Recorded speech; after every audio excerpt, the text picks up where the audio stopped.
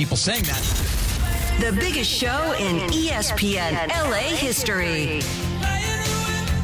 But how much oil did you put on your chest? No, that's just called lube sweat, bro. That's just working hard. By the way, that drop isn't better. Lube sweat, that's not great. What are you talking about? That's what that is. I'm lubed up with sweat. It's Windy Wednesdays. The Sedano and Cap Morning Show is on the air. A little sabor. Yeah, I don't think people like being called hacks. You're the güero on the radio. Giant Mexican, horn section. Did you have me on your show to berate me? Is that what you're doing now? Give me a freaking break. I'm reacting to Art Bell. Yeah? Oh, okay. Amazing. Do you want to do the Love Boat, or do you want me to do the Love Boat? The Art, I don't even know what you're talking No, here it is. Ready? Watch this. Watch this. It's Windy Wednesdays. Midnight in the desert. I'm Art Bell. Scott Kaplan, eat a fat one, bro. The Sedano and Cap Morning Show on 710 ESPN. The all-new ESPN LA app and on YouTube at ESPN Los Angeles. We're bigger than U.S. Steel. Wow, that's crazy. Well, you want to Bit boy. monstrous. Beto, I don't want to eat that. We did it, Dad. We did it. You were riding high on the stinger last time. Oh, big time. Right, that's right. Of course we were. It's Windy Wednesdays on the Sedano and Cap Morning Show. Oh, just one more thing. That is. I'm lubed up with sweat. Boom, oh, you nasty, nasty boy. Boom, ba-dum-bum. Good morning. Boom, ba-dum-bum. 7:02 and 40 seconds. Welcome to the Sedano and Cap Morning Show on a windy Wednesday on this 29th of July, 2026. Chris Geeter McGee is back again. ESPN LA. Sitting in for Sedano. Cappy's here.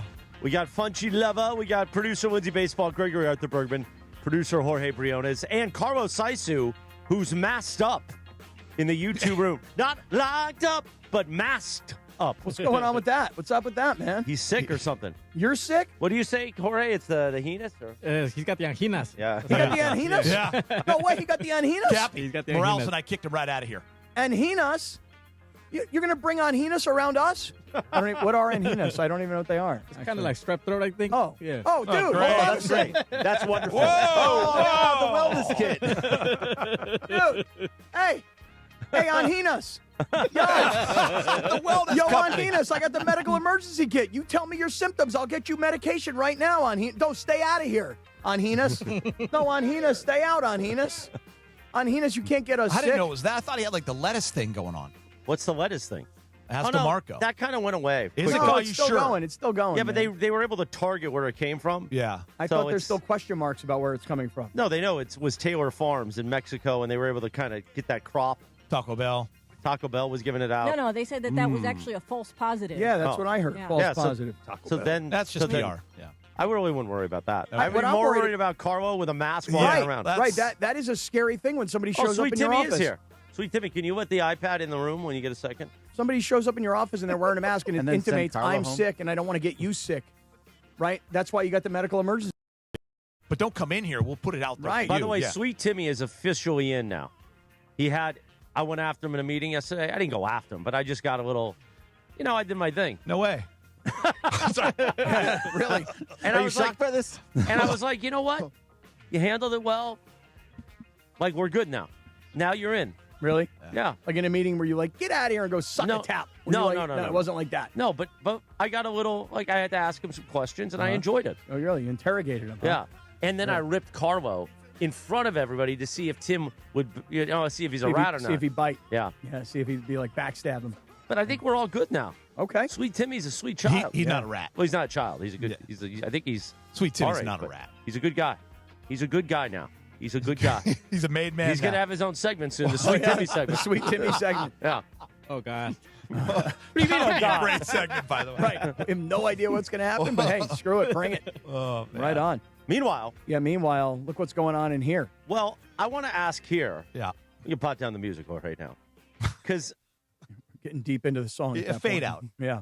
first of all, Geeter took a lot of heat on Mason and Ireland because I called him Nasty Boy Geeter. Right. But then Momo really built it up like, oh, he's a dirty boy. Yeah. Like all this stuff. So that was He Geeter, did, huh? Yeah, I was taking it. the Golden Schwanz Geeter had And a then- lot of conversation yesterday. Yeah, and then, the whole Emily said I was soft when you and I were talking about weather and no edge, and, Right. and Mason and I really ran with that one. Said, he's a nice guy. He needs to get a little meaner. And I'm like, that's not what it's about. Really? I'm not afraid to go between the lines and mix it up. No. No. You got to get But when it meaner. comes to weather, I'm soft. Yeah, fair enough. I mean, you're a lifelong Southern Californian. Yeah, I'm soft. When Right. it comes to that Right. stuff. By the way, I have no issue at all admitting that I'm soft. I always say I'm a fair weather brother.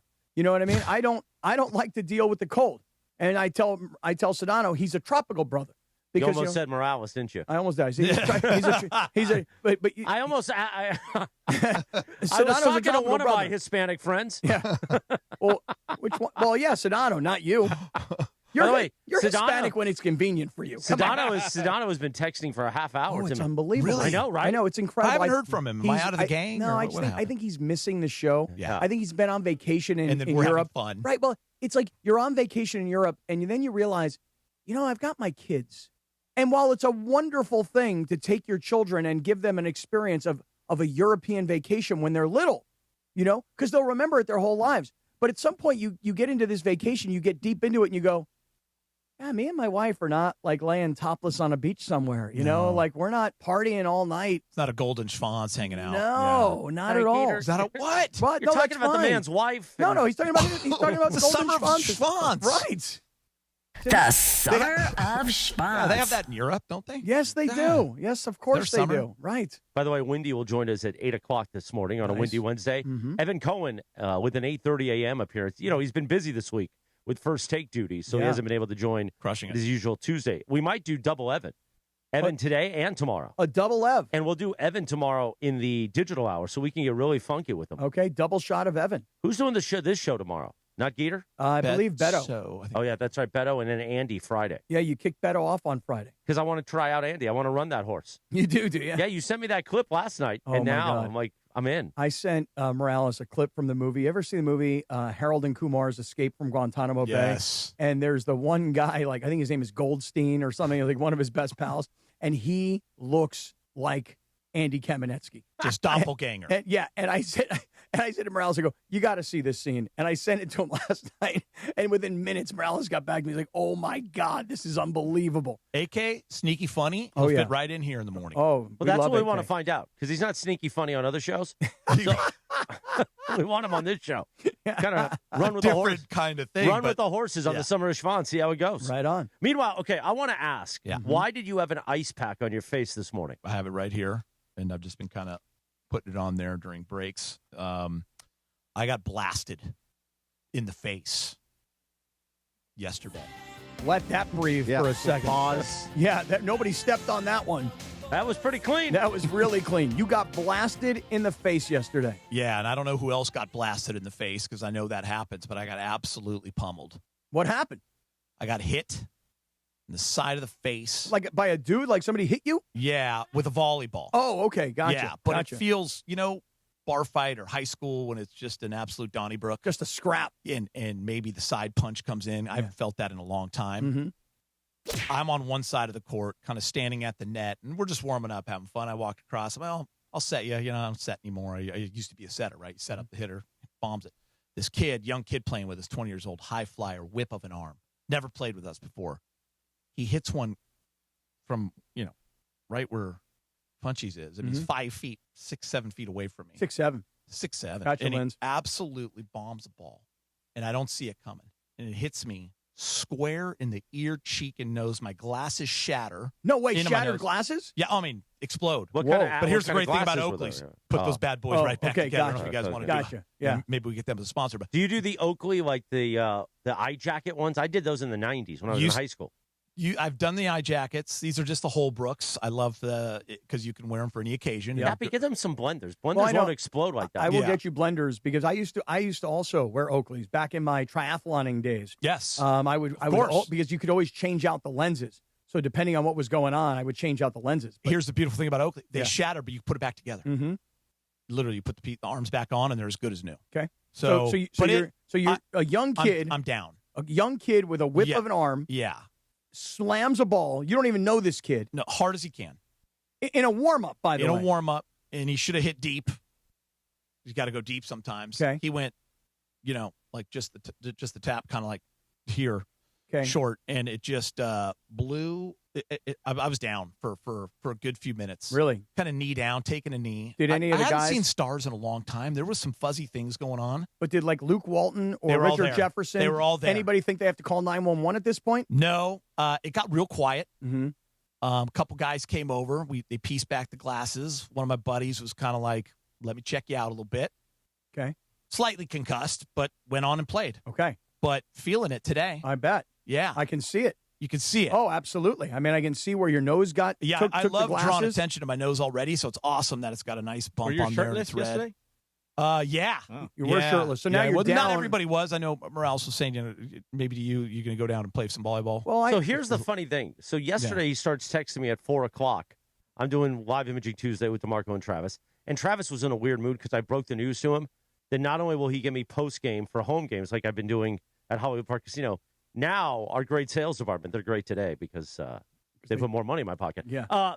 They will have me for away games in studio with him, and he was really shattered by this. He was not happy. He didn't see that coming. You got to understand, Travis does not like the fact that Morales last year joined the post-game show from Hollywood Park Casino. But Morales, he gets the crowd going. Morales is out in the crowd. He's talking to the fans. You know, Travis has to toss over to him. And now Morales is very much a part of the post-game show. And Travis hates Live Imaging Tuesday. He's not bashful about that. So now Morales drops on him yesterday the big news that Morales will now join the post-game show even when the Rams are on the road, which means that Morales is in studio with Travis and Sua. And here's the thing. I'm not just showing up on those away games for the post-game show. I'll be here at 7 a.m., and I'm going to spend all day with Travis. So he gets me all day long. Hell of a tripod right there. And he thinks that he's got Sua in his pocket, but I told him yesterday, no. Sua's my Wild Fork brother. If you love having fresh wild meat in your mouth, shop Wild Fork. Damn right. Damn right. So, so I start texting Morales around 4 o'clock in the afternoon. And he's like, what's the deal? What are you doing after lit? And I go, wait a minute, aren't you in the beach somewhere watching Geeter? And he's like, no, I didn't go. And I'm like, wait a minute, you pulled up? You didn't want to go down and watch a bunch of shirtless middle-aged men play volleyball? Because that would have not been an Aqua Velvet thing at all.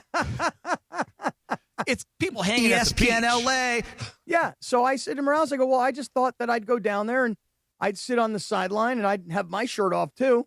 And I would be like, hey, guys, can I get in the game? Sun was out. There's waves, body surfing. Everyone's having a good time. Yeah. When's the last time you played beach volleyball? Oh, it's been forever. It's been years and years and years. Right in. Yeah, but I'm an athlete. And I would get out there and I would be, believe me when I tell you this right now, you wouldn't even know that I hadn't played. Like, I mean, I just would have fit right in. Now, maybe I never touched the ball, but I mean, I would have just fit right in. It's like if you put me in a Major League Baseball game and you stuck me in right field and no balls come out to right field, and then I come up to bat and I take 3 swings and I strike out, how different do I look? Guys do that all the time. I could fit right in with you and your friends playing volleyball. And you know what? Some of those friends know you. You would have fit right in. You don't think so, Funch? No. What do you mean, no? No. He was mumbling again. I didn't know if he was laughing I was laughing at the thought of you trying to play beach volleyball. But why so? These guys, he's playing with like professional athletes. Well, this guy played college volleyball. I mean, these guys are he's playing with former NBA guys. Right, but they're not pro volleyball players. There are ex-pro volleyball I'm players. sure there are. But those guys have to fit and they're in. like 6'9", 6'8". Right. 6'7". So what do they call the guy, the Valero? Is that what he's called? The Bolero? What's the guy who like is the short guy that sets stuff? Libero, nice job. You want to be that guy? I came up with Valero. Well, I'd be the short guy. That's kind of my role now on the beat. I just pass and play defense. Yeah. There's a role for everyone. We can stick you in the corner. Right. I mean, nobody puts baby in the corner. We do that all the time. I just would have thought, you know what? I show up, I take my shirt off, I look as middle-aged as everybody else, and then I just stand there. And we would have had a pick. We had a good pick. We would have sent it in. So you got blasted in the face. Yeah. No, I'm slightly concussed. Okay. So you got the glasses blow up. Yep. You're down on the ground. Yep. You're seeing stars. Yep. You feel like you got punched in the side of the face like a sucker punch. Wasn't fun. And did anybody say anything to this young guy like, hey, man, like this is a friendly Apparently game, bro? He felt really badly. Here's what's interesting. He never came over to me. Oh. Like but he never came over throughout the whole 2 games. Never said like, yo, bro, my bad. And even after, I was like, yeah, packing a lot of heat, kid. And he kind of said sorry, but I just think he felt really badly, but we never really had a moment. Didn't verbalize it. No. So if he's there today, yeah, I have to pull him aside. Any chance you might blast him in the face today? Any chance? Yeah, any chance? No, I don't think so. Really? Why not? Yeah. Can you not get up that I high don't hit anymore? it like that anymore. Oh, you don't get Wait up a like minute, that. No, I just play defense. Cappy and I are going to training camp. After training camp, we could go and watch. Love that. Yeah? We This can is watch it. Geeter. By the way, you could just be rolling down the Strand, taking a walk like That's what I was going to do yesterday. thousands of other people. I And then thought I you was just gonna stop do. by, say hi, sit on the wall. No, can't we come to your house? Yeah, you can, actually. Love to have you. Hey, Cappy. I thought about it yesterday. I mean, I Open really did. invite for I you really guys. did, but I just had such a productive day yesterday here in downtown LA. I was so productive. I will tell you guys this, and I'm going to tell you while this was happening to you yesterday, let me tell you what happened to me. Well, before we do that, hit the bell. All right, let's break this up for a second. 7:16 in the morning. You know what you could have done during the first 60 minutes of the Sedano and Cap Morning Show? Well, go get your oil change. You need that lube job? Go to Valvoline Instant Oil Change, home with a 15-minute drive-through oil change. That's right, 15 minutes, Jack. You got 15 minutes. Take care of your ride. You don't want to screw it up. Get that oil change. Go to Valvoline Instant Oil Change. Visit SoCalOilChange.com for a location near you. By the Go ahead, way, Cappy. speaking of Aqua Velvas for a minute, I realized something yesterday. Geeter and I were texting last evening, and he was telling me about what happened to his face. And when I looked at the text exchange between us, I realized that we were sending each other shirtless photos of ourselves. I mean, it's a little odd. And that was went, during the show. I know, and I wanted to say to you, hey, would you delete these pictures? Yeah. Because I realized that this was happening at like 7-something in the morning. We're talking about you all greased up, lubed up, shirtless. And I'm like, and we're talking about like angles of pictures. That's what it was. Right. And like how you look fat or how you look good and now we're middle-aged dudes. And I was sending you pictures like, look at me here. And then I saw our text exchange. And I went, would you mind deleting those? Because people are going to maybe see that and go, what? Why are you guys sending each other shirtless photos of yourselves? Yeah, I already kind of sent them in to everybody. Oh, you did? Yes. Really? So the squad's already looking at him going, really? Who's this guy? Who's this half of We're an making a Aqua calendar. Velva? That's why. Right, we are going to make a calendar. Yeah, right. The men of 710. That is. Cappy, what is going on in your hand? What is in your hand? Why are you? Oh, my... Yeah, what is going on there? I just have a paper towel that I blew my nose in, and now I've kind of folded it all you up. blew your nose in looks it, like and a now big you're fat playing with doobie. it, Yeah, and I now know. putting it in your mouth. Right. By the way, I'll leave you with this. The best part of telling Travis that I have to do, that I'm doing away games here, is that Christmas night we'll all be together. Wait, no way. Yeah, Because Christmas night, night the game. Rams play the course they're playing. Seahawks. Yeah. So In in Seattle. he was legitimately So he's thrown like, off. oh, no, that should be a Comrex night. I go, no. The Rams Seahawks prime time? It's not a Comrex night, Jack. We're in here. Sua's going to have mistletoe. I'm going to have mistletoe. Chris is going to chase Sua What around. was his with mistletoe. reaction legitimately thrown off? I think he just realized, like, 5 years ago when it wasn't Bergie and I's show, Travis was, big deal. Living large. Living large. Really? He was living large, was he, Bert? Travis, you're the star. You're the big star. Now, he's still a star. He hosts Afternoon Drive, but there's other stars. There's Sua. There's the Summer of Geeter. There's Trudell. And, of course, the number one star when Sedano's not here, Scott Kaplan. Oh. And then insert you star. because No, you're going to be doing no. the show with him. No, I'm just here to help the sales. Facilitate. He's just Facilitate. here to. He's just I'm here a to consult. facilitator. He's a consultant. That's all. All right, Just a Cappy, consultant. tell us about your day yesterday. So let me tell you what happened. So yesterday, you're doing your volleyball and you get knocked out and it's a whole thing, right? Lindsay, you're going to be very proud of me, very very proud of me for what happened yesterday. So I do my normal thing. It's about 2:00 in the afternoon. I walk from here at LA Live. I walk down to the Whole Foods, and I go to the Whole Foods almost every day because I use their hot bar. Like you get some nice chicken and some vegetables, whatever. Okay, I'm walking back. Right, I'm minding my own business. I'm not doing a damn thing, and I'm just walking along, and I see this guy on the corner of 9th and Figueroa, so a couple blocks from here, and there's this beautiful office building and a nice artistic sculpture in front of the office building. And this guy's got a big dog. I mean big, like 80, 90-pound dog. And this dog is doing his business right in front of this office building. And I'm like, you ever been to a frozen yogurt shop and you self-serve your frozen yogurt? It looks like that. Churn and burn. Okay? Churn and burn. Come on, man. It is honestly like it's like dark chocolate yogurt. All right. Dark. We and got it. It's coming out and it's swirling around, dude. Yeah. Right? And I'm tell me he just left it. and I'm watching this guy, and this dog is taking this massive frozen yogurt dark chocolate dump. All right, we got that. Oh, you guys got that? I just wanted to make sure I painted a Fine, picture. Happy, That's come all. I just on. want to make a picture here, Anyway, and I am the kind of guy, Lindsay, I'm a wuss, right? I will never say anything to anybody. Mind your business. Mind your own business. And I look at this guy, and I see him look around. I see him actually look around. Don't do it. And he goes and walks away. Oh, No wow. chance. Yes, sir. Yes, sir. I would have been like, ew. That's what I would have said. Here's what I Ew. did. Bro, can't do that. A natural reaction. I didn't even have a chance to govern myself. A natural reaction. I go just like this. I go, what? You just going to leave that there, dude? Really? You're just going to leave that there? Like, I raised my voice. And this guy sees me, and he now knows he's busted. And now there's this other brother walking right at me, and he starts yelling at him, too, like, come on, man, that's disgusting, right? The guy goes like this. He goes, hey, man, I'm sorry, I don't have a bag. I go, well, bro, figure it out. Yeah. You know what this guy did? You know what he did? Out of his back pocket, he pulled out like a hanky, okay? Ew. And my man starts, because I was trying to figure out, how's he going to pick up the frozen yogurt, right? This was not something you could easily solid. Correct. Thank you. Oh. And this guy is now wiping the ground with this like handkerchief. Good, he should. And he's cleaning up this mess. And me and this other dude are standing there just kind of watching him on the corner of the street going, okay, we're going to make sure he cleans this thing up. Every last bit. Oh, yeah. Lindsay, you'd have been so proud of me that I actually opened my mouth. Rather than say I should have said this or I was too much of a wuss to say that, my natural reaction was just to yell at the guy, come on, man, really? You're just going to leave that there? Good job, Cap. And he made it. I'm proud of you. But I think he made matters worse because I think he kind of wiped it all over the ground. Oh, it was just disgusting. So you see, we had rough days yesterday, Geeter. Yeah, that's real. Yeah. Yeah, that's happened in my alley before, and I hope you're okay with this. I knew the guy who did it. Well, I knew which guy. Mm-hmm. So I just picked it up, put it on his porch area. Oh, that's what you should do. So, Geeter, I did the right thing. You should do that. That's And what a you good might do idea. is light it on fire and ring his doorbell. I didn't do that. Should have. Kind of like what was that movie? Like Hollywood Nights. Hollywood Nights. Remember that movie? Patrick Dempsey movie too. Can't Buy Me Love. Oh, Love Can't Buy Me Love. Yeah. I Love taped that it to movie. someone's door before.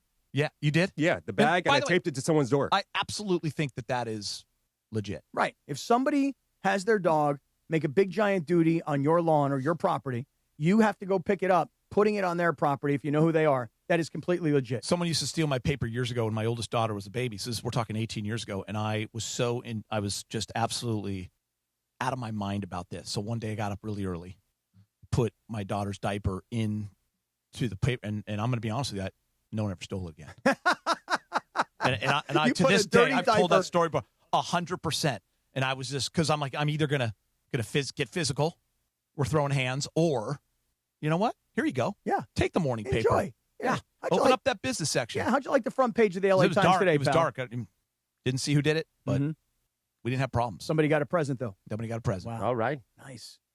This has been an excellent opening segment, by the way. This has been outstanding. Remember when people used to read the paper? Yes. And used to be like, oh, Plaschke. What's the other guy's name? Bill Shaken? Seimer. Oh, yeah, Seimer's back in the day. Bresnahan. Yeah. Bresnahan. Jim Brez Murray was was it that? Brez was LA Times. Jim Murray. Yeah, Jim Murray was Oh, the best. Jim of all. Murray, old school. Now you're really going The back. GOAT, maybe? Yeah. Like- by far. Now you're going Yeah. deep. He was great. Right. Yeah, I used to love the newspaper, man. You still read it? I do. No, I do. Now I don't use the paper anymore. I use the digital version of the LA Times. I still do read it. Nobody here reads the LA Times ever anymore? I get it emailed. I still subscribe, and I don't know how to turn it off. I've turned it off several times, and it keeps coming. Right. Do you And still they pay keep- for it? I think they charge me like $10 a year or something. I don't know what it is, but yeah, I still read the LA Times. It comes in handy when there is something interesting I want to log in. And I still pay for the Athletic, too. I do, too. I think I bought the lifetime one. 'Cause I haven't seen them charge me in years. Yeah, I have the Athletic also, and I mean, I guess I use it sometimes. I don't know, man. I wish I could sit down one day and really, and I have that app, Rocket Money, and it tells you what you're spending. And Yeah. I still would love to cancel so many of I my have the Athletic subscriptions. as well, but I keep it. You do? You use it? And they have good Ram stuff, I'm seeing. Okay. Oh, really? All right. Well, we're gonna be out at the Rams today. Yeah, we are going to be. Cappy's hosting Chalk Talk. So, by the way, the bed faded out. So Sedano and I were texting, and I told him about how I stepped down from Chalk Talk so that Cappy could do it. And he was like, you know what? I'm proud of you. You're growing. That's a good move. Let Cappy feel good. Oh, is that what he said? Yeah, he was excited about it. Okay. I just think I think you get a little nervous around Coach McVay. I think. No, it's not that. Now No? everyone's kind of freaked out. Like, why did he do that? Is he like mad? Is he leaving? And I'm like, you know what? I contemplated this morning. Like, maybe we're done. I'm leaving. I'm leaving. Maybe I just blow it up and go back to walking 5 miles a day. Yeah. And being at peace. Yeah, go back to golf lessons. Yeah. You know? Literally. Imagine just getting to spend so much time with Otis the Bunny. Right, you got Odie. Yeah. Anyway, 7:25 in the morning. But you know what? I'm addicted to Cappy. Much like Robert Palmer said, you're addicted to love. I'm addicted to Cappy. Rams training camp is back. ESPN LA's Coverage and content is presented in part by Pechanga Resort Casino. Play your perfect combination at Pechanga Resort Casino, official California gaming and casino partner of the Los Angeles Rams. Visit Pechanga.com or call 888-PECHANGA for reservations or more information. What did Sweet Timmy have? Oh, they photoshopped me into the shirtless photo. Oh, that's so good. There's Geeter Sweet Timmy. and Luke. Sweet Timmy's, boy, did he take that. Good job, too. Sweet Timmy's in now. By the way, he took it to heart. Whatever happened in that room, he took it to heart. I'm right over Richard Jefferson's shoulder. Oh, yeah. I'm leaning on Geet. You're Valero. Oh, yeah. I'm the Bolero. Whatever. By the way, Bolero. Sweet Timmy's here late. He should join our Lazy Dog night. Oh, that'd be great. I'd love to have Sweet Timmy join us. Then at you could Lazy try Dog. to steal his chicken like you tried to steal my chicken last night. I did try and take Like something a off. bite? Or no, I tried to put steal his a fork chicken in it. breast. Did you Yeah. think he was done? I thought he was kind of done. Okay. And then he was like, you There's know a what? whole thing with that. Like, Yeah, he's like, no, he's like, I'm trying to reach my protein goals. yeah, he's taking a break with his food. You got to Yeah, give him a moment. I did. think. Didn't. We will take out Bergey's Oregon, talk Dodgers baseball when we return 3 minutes from right now on ESPN LA. It's the summer of spots on the Sedano and Cab Morning Show. You're in charge of ordering boxes. Small boxes, big boxes, really big boxes. You're in charge of tape, labels, mailers, bubble wrap, extra bubble wrap. Just for fun. You're in charge of warehouse cleaning and safety supplies. Good thing there's Uline. Thousands of quality products for your business and warehouse needs, always in stock, ready to ship same day, and backed by Uline's legendary 24/7 customer service. Uline makes it easy because you already do enough. Uline. We warehouse for you. There you were, surrounded by fans, sharing wings, sharing drinks, high-fiving random strangers. Everybody remembers the game, but nobody remembers the guy coughing behind you until a few days later. It's 2 o'clock in the morning. You wake up, you got a fever, your throat's on fire. So now what? Urgent care closed, ER slammed, telehealth?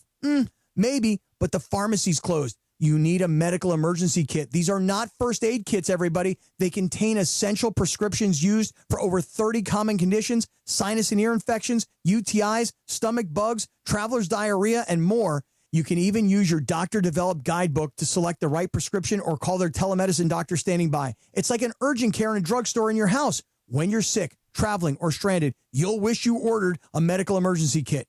Order online in minutes, and it's shipped to your door. Save $45 with our promo code 710 at urgentcarekit.com/710. That's promo code 710 at urgentcarekit.com/710. Buenos dias. Hi, it's Ramona Shelburne. Right now, lease a brand new 2026 Hyundai Palisade SE for just $299 a month. Comes with owner's assurance and America's best 10-year, 100,000-mile powertrain limited warranty. Take it from me. With next-level customer service and incredible dealer incentives, your next Hyundai is waiting for you at Hyundai of Glendale. Call 818-222-8000 or check them out at HyundaiofGlendale.net. $299 per month plus tax. Close and lease for 24 months. $47.49 total due on signing plus government fees and taxes. Unapproved above average credit through HMF. Zero security deposit. 7,500 miles per year. 20 cents per access miles. Expires 7/31/26. Harry Douglas here to tell you about Fruity Rainbow 5-Hour Energy Shots. It's a fruity candy flavor explosion, and I mean explosion. Fruity Rainbow 5-Hour Energy Shots, a zero sugar treat that's sweet tooth approved. These can take care of my candy cravings and provides a tasty caffeine kick without all the sugar. Fruity Rainbow 5-Hour Energy Shots. Get candy flavored chaos with Fruity Rainbow 5-Hour Energy Shots. Available online at 5hourenergy.com or Amazon. Okay, all signed up. Easy. Now let's run payroll. What the? Hey girl, I'm you with more gusto. Nice. Who's that? New social media manager, hired and onboarded with gusto. And spoiler, we're kind of famous now. Wait, we're famous? Oh, well, I'm famous. Payroll, benefits, and HR. Designed and built for small businesses. Choose a future with gusto. The Sedano and Cat Morning Show, weekdays at 7 a.m. on ESPN LA. What happened? Did you pull the cord out there? Yeah, if it's a short cord. Can you help him? It's a very short. I did. A little short cord over It's here. a short cord. Yeah, it's a short cord. We're going to get you another set of headphones. Yeah. Well, we always thought you were a long cord guy, but apparently you're a short cord guy. Huh? No, I think he is a long cord Off guy. the short game. Yeah. There's an extender in my office in my desk. Hey, she's got an extender in her office. Just letting you know if you worry need about it. that at 7:28. The Sedano and Cap Morning Show. Summer's here, and guess what, Jack? It's going to be a summer of Geeter at ESPN LA. 7:30, good morning. It's the Sedano and Cat Morning Show on a windy Wednesday. Windy will be here at 8 o'clock. Remember, when Wendy joined us last Wednesday, the news had not come out yet. Right. About LeBron going to Philly. Right. So this is our first chance to talk to Wendy about it. On this day in 1997, the number one alternative hit, Sugar Ray. Mark McGrath up front, fly. Hey, shout out to Mark McGrath. Let me tell you something. Every year he plays Saturday afternoon at the Beach Life Festival, and he's hilarious. He kills it, They're too. still awesome. And when he sang that song, I just want to fly, they had this massive flyover with these planes in a, what do they call that, where they're all in a... Flyover? Yeah, flyover, but when they're all in there's like 5 planes. Formation? A formation, thank you. Yes, I Good couldn't job, come up Funchy. with thank you, Funchy. And they came flying over in a formation, and they had the smoke coming out of the back. It was awesome. So in 1997, when this song came out, I was a freshman. I was beginning my freshman year that fall in high school. What kind of hairstyle did you have, Geeter? So I will say in 97, I believe it was the longer sideburn era. Jason Priestley Still, kind of thing. I had a goatee. Oh. Probably gonna have to send you a pic, but yeah, because I had the blonde spikes. Yeah, it was Because like of Sugar Ray. boy band era for me, I would believe. You know, I was Gotcha. prime, mid-20s. Yeah. Like And I feeling had a good about puka myself. shell necklace. Wearing a lot of Quicksilver. Yeah, I didn't do the puka shell necklace, but yeah, there was accessories. By the there way, was flair. You know what for Tommy Lamb, our market manager who just got back from Hawaii, said? Yeah, what do you say? Stussy brand is exploding again in Hawaii. Oh, is that right? His kids all wanted to buy Stussy brand, and they were like $60 T-shirts. Stussy was unreal back in the day. But That it's was good back, stuff. apparently. It's been hot for the last couple of years. I didn't know that. Yeah, it's been back for quite some time. Remember in high school drawing the little I Stussy sign? love drawing that in high school. So somebody must have bought the brand and revived it, huh? That's pretty cool. I didn't know this. I didn't know what Stussy either. was back. The 90s, everything's cyclical. But the 90s, it's all the rage. Gotcha. Okay. John Ireland knows the Sugar Ray guy. Longer board shorts are coming back. You know, everyone went with the shorter shorts. You know that, right? Now they're going. Kids are going back long. Mm-hmm. Chris McGee knows the Booger Sugar guy. Yeah. I got a guy. Doesn't everyone have a guy? Everybody's Just a got guy a that guy. can provide anything for you. And I'm not saying that. I used to, but not it. Yeah, no, Chris gave up on Oh, all you his gave guys. all that stuff up. Yeah, gave up on his guys. Well, He yeah. almost died. Well, this was before I almost died. That's what almost killed him. No, that wasn't it. Don't give false information. It was the alcohol. Oh, okay. 7:33 in the morning. You watch the Blue Review with Berkey each weekday at 6:30 a.m. with Gregory Arthur Bergman and Marcus Grant, presented by LAX. Then Berkey gets on here and does his 3 things thanks to Blue Ice Vodka, Berkey. I don't have the copy in front of me. But It's on the rundown. Goes like this. So- Blue Ice Vodka. it is on the That's run. damn There it good goes. vodka. I mean, I have the rundown in front of me. But thanks to Blue Ice Vodka, the finest vodka sourced from Idaho. Potatoes, smooth, creamy, no burn, gluten-free, made from non-GMO potatoes with no sugar added and only 64 calories per ounce. Blue Ice available in Blue Ice Classic, Double Espresso, and Huckleberry. Ask for it by name. Ask for it by name at your favorite restaurants and bars. Blue Ice Vodka, because taste matters. Blue Ice Vodka, because taste is everything. The hell Ask of for a it by read. name. Just go in there and say, hey, I want my Blue Ice Vodka. Yeah, I know you guys are from Ireland country, from Idaho. Ireland I like to country. suck on the tap, and I want to suck on the potato. That's right. The Blue Ice Potato. It is a really good vodka, by the way. Oh, You yes, really it should is. try it. If you haven't tried it it's yet, awesome. you absolutely should. At Do you- your next bar, when you go to the bar next, absolutely ask for it. It's very, very good. Do you know I have a buddy of mine who's from Idaho, and I brought him a bottle of Blue Ice Vodka recently, saying, hey, you're from Idaho. This is Blue Ice Vodka from Idaho. You should try this vodka. And he loved it. Yeah. And by the way, he's a vodka connoisseur. Look So at when him. I tell you he loved loves it. Take his word for it. Yeah. My man. All right, so last night was a very frustrating game. We're only going to talk a little bit about it because on the Blue Review this morning with myself and Marcus Grant, we had Katie Wu from The Athletic. So I'm going to give a little bit of updates for what she talked about.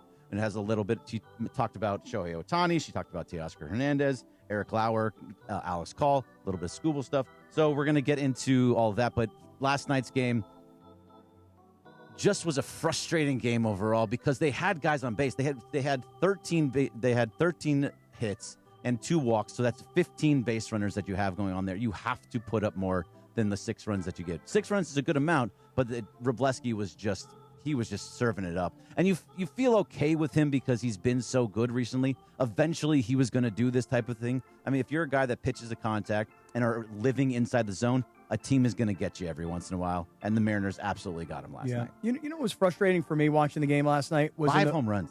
Well, Ugh. first of all, they gave up 5 home runs. What's the dude's name? He had 2 home runs in the game. Not Calzone, but something like that. He's got a name. Oh, yeah. Canzone. Canzone. Hey, you hungry? Right. Oh, calzone. Yeah. Hey, you want a calzone? Hey, come on now. Forget about it. Big dumper last night. Cal Raleigh. He had the home run to tie the game because Ohtani had a leadoff home run. And then Cal Raleigh. By the way, Cal Raleigh, that was only his 11th home run of the year. He was injured for quite some time. Okay, because I was going to say, man, for a guy who had the kind of year he had a year ago. Anyway, listen, here's the thing that was frustrating for me, Bergie, is in the 4th inning it was, I believe it was the 4th inning, Tommy Edman has a double. Mookie scores. Kyle Tucker gets the green light to go home, and he stops at third. He just stopped at third. Yeah. And if you really watched where he was when the ball was hit, he's like leading off of second base, and he does like a 360 turn before he starts running to third. Yeah. And I was like, bro, what are you doing? Those are the little mistakes that they've been having recently. Geeter, we were talking about this earlier, that for the last couple of weeks, right, and even before the All-Star break, the little mistakes is what they've been doing, which they don't normally do. And that was a huge mistake by Kyle Tucker. I mean, Dino Ebel's sitting there going, go, go, Right. go. All right, he was come waving on, him in. wave him in, and nothing. He just stopped. Berg, it felt like, Wrobleski, you'd mentioned he left a couple hanging over the plate. It was an uncharacteristic outing. He's due to have one of those. But I think in his innings, twice the Dodgers had bases loaded. Yeah. And really didn't get much. And we're talking Freddie and Max and Pajes and those kind of guys up. And you mentioned Ohtani yesterday. He got it going, but they just didn't capitalize. They could have been up 3-4 runs, and maybe that's different. They should have been up 3-4. And even in the 9th inning, they got Shohei Ohtani hits a ball into the outfield, splits the defenders. Right. He gets to third base with nobody out, scores a run at 7-6. And they did nothing. Andy Pajes had maybe one of the worst at-bats I have ever seen in that situation, swinging wildly at everything. That 0-2 pitch that he swung at was... God, it was so far outside that he was looking for something else. Because the pitcher, and I'm forgetting his name right now, but the pitcher, he is somebody that throws like 102, 103 miles an hour, but then offsets it with... No, Castillo. Was Carlos it in my Munoz? ear. No, Munoz? Munoz. Yeah, it was Yeah. Munoz. Castillo was the starter. But Munoz throws pitches where at 102 miles an hour. So he has a very high velocity fastball. And then he also offsets it with this slider that just moves all the way across the plate. So he was expecting fastball, and he just totally guessed wrong and swung wildly. Hey, by the way, on that Ohtani hit that you were talking about, because Ohtani had a big night last night, but on that particular hit, he got to third base because the ball got to the wall. The outfielder went to pick it up. He dropped it. Like it got away from him by 10 feet. He had to go and he juggled the ball. He lost it. And that's how Ohtani was able to get the third. And you're thinking, okay, these guys are going to come back and win this game. Yes, absolutely. No, and unfortunately they didn't. But, this is just one game out of another game. But you say, unfortunately, for Seattle, I big didn't realize this. They had lost 12 straight games to the Dodgers at home. Dodger Stadium. Yep. So for them, you watch them celebrate after the game, you thought they just won the World Series. Seriously. Like they're all out on the infield jumping around with one another. Maybe that's their post-game celebration. I don't get to see a lot of Mariners games. But they were jumping around last night like they had just accomplished something. And for them, they did. I don't remember the exact year it was. I think I saw it. It might have been 95. I don't remember what it was. But it's been a really long time since they've won in Dodger Stadium. Is that 4 losses at home in a row, you said? For the Dodgers, I think it's 4 losses in a row at home. Well, because previous to the All-Star break, Yeah. they got swept. Yeah, I want to say by Arizona, Yep. I think. Yep. Sounds about right. Yep. Didn't even think about that. All right, the second thing, Lindsay.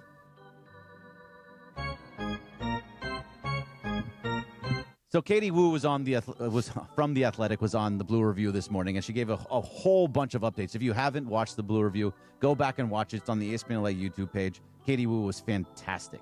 But some of the things that she talked about was Shohei Ohtani. There was an update for Shohei Ohtani after the game where she spoke to Ohtani through Will Ireton, his translator, and he was saying that he's not 100%. His knee is not 100%. His bicep is not 100%. And it's not something that he could that he's going to have to play through. It's not something that's going to just heal on its own, except for time. Now, if they were later in the year, if they were in postseason after the World Series, after the playoffs, then he might do something different. But because he can't do anything to fix it right now, he's going to play through it. But what's going to happen is he's going to not pitch. He stepped out of his bullpen. He's not going to do a bullpen for quite some time. And then after he gets the bullpen, when he gets to it, he's going to have to ramp up his arm once again. So it's not going to be as simple as just coming into the game. So because of this, And because of Tyler Glasnow and because of Blake Snell and not really being sure, she is saying that the Dodgers are going to be firmly in the Tarek Skubal conversation. Okay. She will not say that they are going to trade for him. She's just saying that they're going to look at it differently. If you had asked her 5 days ago, she would have said, no, there's no chance. But at this point, because of the uncertainty with everything and the fact that Shohei is not right, they're going to be right into that mix. Do you think, Berg, to get a guy like Skubal, do they want talent that plays right now coming back, like a big name, or are they looking more at that farm system? Because there's 9 of the top 100 prospects play in the Dodgers organization. 9, according to Buster Olney. Buster Olney said that. Yep. Yeah, it depends on which. There's so many different publications, but yes, in the one that Buster Olney was talking about this morning on Sportsmanlike with Evan Canty Michelle, he was saying 9 of the top 100. So it's both. They're going to want a major league ready starting pitcher, see Emmett Sheehan. And then they're going to want a bunch of prospects in the minor league system. And so the Dodgers have all of that. They can give you everything that you want. The best option for the Tigers is going to be from the Dodgers. Now, whether that hikes up the price too high for them that they don't want to move some of those guys, and that gets Milwaukee to play more, that's always a possibility. But the fact is that, they're going to want a starting pitcher and they're going to want a prospect. Hey, I just want to go back to the comment that Katie Wu made about Ohtani, and you said that it was Ohtani's interpreter that said that he's got a knee problem. He's got his bicep still isn't right? Yep. Okay, so here's the thing. This is what I said to you last week, and everybody gets all butthurt when I say things like this. It's like when you see him stretch out a single and try and get to second base, that indicates to me that his knee is not really as big a problem. But I don't ever trust teams when they tell you injuries. I just don't think that they're always being forthright. And I think a lot of times it's gamesmanship. And in the case of Ohtani, could it be his left knee? And when he comes down from the mound, it puts pressure on him in a certain way that it bothers him, and that's why he can't pitch? Possibly. But could it also be his bicep? Is that a possibility that they got to be super, super careful with a guy who's had, as I recall, 2 Tommy Johns, right? In his career? Two Tommy so Johns. If he's had 2 Tommy Johns and he's got a bicep injury or some sort of strain, you got to be careful with that arm. So they say knee, but when I see a guy stretch a single into a double, I go, knee? I don't know if it's the knee. I think it's the bicep. Yeah, it's a little bit of both. So we asked her about Teoscar Hernandez because remember we talked about it yesterday that Jeff Passan was on Threads and he was talking about how he could possibly be someone to move. He was not saying that Jeff Passan was not saying Teoscar was moving, but that was a name to be looking at because the right-handed hitting market is so thin. She can't see it in any sense whatsoever because of everything that he does that we talked about yesterday when it comes to what he does in the clubhouse with the sunflower seeds and how he works with Andy Pages and the big hits that he's had in the postseason.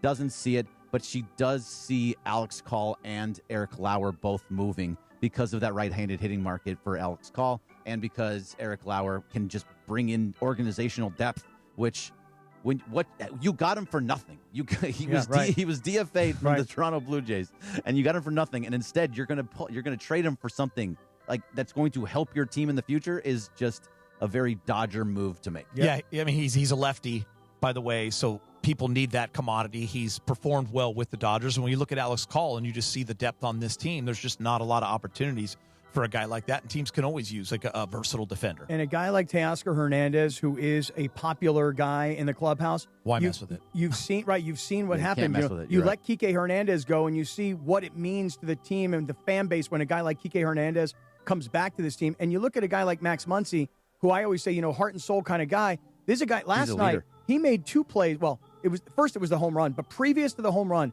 the play he made at third where the ball is bouncing and it's taking a weird spin and he thinks he's going to backhand it, but he has to turn his glove the other way and he still throws the runner out at first. Like, there are certain guys you just don't part with.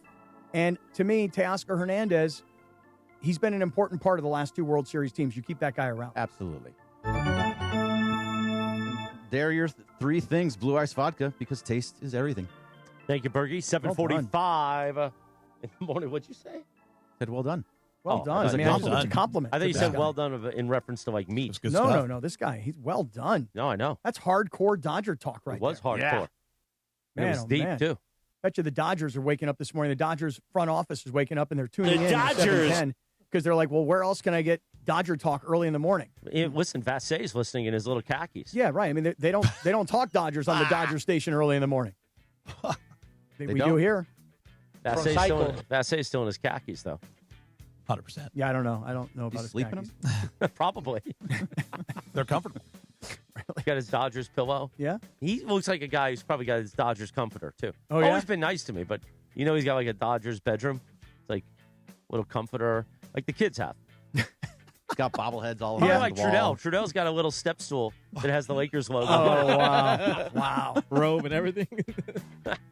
7:46 in the morning. You know what Johnny I and I love to talk about? I get out of the shower, I do a happy dance, and then I suck on the tap. Our friends at Life Source Water, by the way, John's favorite part of the week, I think, is doing the live read because he really jumps in on it when I'm in there. Suck on the tap. We got to go to Mace's house. Him and Juan will suck on the tap in front of us. I'm like, all right, Johnny, let's settle down. By the way, he was on one yesterday. By the way, he gave you a live read yesterday that you just handed him, and he really went all out The on one that, where he was too. talking about group sex? Yeah. What? Talking about group sex? Wait, who's talking about group He was sex? talking about my Odyssey. bit. That's my bit. Odyssey needed more sex He was scenes. upset Yeah. that it didn't have any. He I went heard that. all in on it. Yeah. Anyway, call Life Source Whole House Water Systems. 800-WATER-99 or visit LifeSourceWater.com. You don't want to be a Skivoso anymore. You don't want to be a City Water sleazeball. Skivoso. Exactly right. That's why you got to get Life Source Water System. We know in Los Angeles and Anaheim and Orange County and Inland Empire, that water is full of chemicals and chlorine. You can't get out of the shower and feel free. Not like Johnny I. He gets out of the shower, he wiggles it around because he's got a Life Source Whole House Water System. If you don't believe what we say, because we're goofballs at times, then read the reviews about Life Source. They've been improving water for California families for decades, and they've built an incredible reputation. All you got to do is look them up and go to lifesourcewater.com. 800-WATER-99. Did you write down that number? Did you drill it into your brain? Did you tell your kid in the car, your gutless little kid, hey, kid, write down 800-WATER-99. We're going to get a Life Source Whole House Water System. And by the way, you can't eat those hot Cheetos today. Life Source Water. No more hot Cheetos for you scumbag kid. Those things are expensive, by the way. 800-WATER-99. LifeSourceWater.com. Life Source Water. Taste to feel the difference. Warranty limitations apply. It's the summer of schmonz. Welcome to Milagro Tequila, where the sun shines, good times roll, and tequila pours. Take a sip of sunshine this summer with Milagro Tequila, crafted from 100% Blue Weber agave for bright flavor and exceptional smoothness. Shake up fresh margaritas with Milagro Silver. Mix the perfect paloma with Milagro Reposado, or enjoy the rich, smooth taste of Milagro Añejo on the rocks. Find Milagro at your favorite retailer, in-store, and online. Tequila never tasted brighter. Milagro Tequila. Please enjoy responsibly. Why do we grill to order at Waba Grill? It's just better for you. Waba Grill. It's flavorful. Pick me up and never put me down. It's quality. It's fresh. It's spicy. Introducing our new Chili Crisp Dumplings. A spicy twist on a Waba favorite. Bold, crunchy, and tossed in fiery chili crisp. Get yours now, only at Waba Grill. It's for you. ESPN LA. The summer savings are heating up at George Chevrolet. Lease a new 2026 Chevy Equinox LT for just $259 per month for 36 months and just $4,080 due at signing. Visit George Chevrolet off the 91 freeway, Lakewood exit in Bellflower, and GeorgeChevy.com. Chevrolet, together let's drive. Offer on approved credit through GM Financial and requires a current Chevy lease and household, plus tax, title, license, registration, government fees. Down payment includes $85 dealer doc fee. Vehicle subject to prior sale. More than 5 available at this price. Offer ends 8/2/2026. Call 866-949-4805 for details.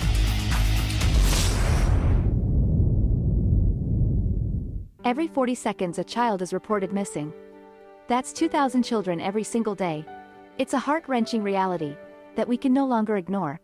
Find the Children is a non-profit organization dedicated to helping find missing kids. You can be a part of their mission by donating your unwanted vehicle, running or not. Call 1-800-294-0222. We guarantee that you will receive the maximum tax deduction. We provide fast, free pickup with 24-hour response. Call 1-800-294-0222. Find the Children provides crucial resources to help find missing children and educational materials to teach kids how to recognize and avoid predators. Our recovery programs have a proven track record of reuniting kids with their families. It's time to act. Donate your unwanted or unused car. Help us build a world where every child is safe. Pick up the phone and call 1-800-294-0222. 0222.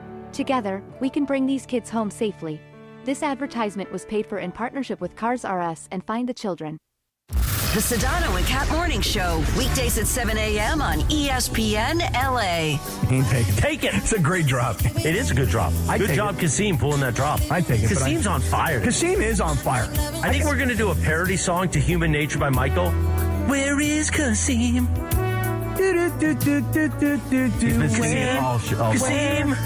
Where's that brother Kasim? Oh, Bernie, that young brother Kasim. Yeah. The Sedano and Cap Morning Show, weekdays at 7 a.m. on ESPN LA.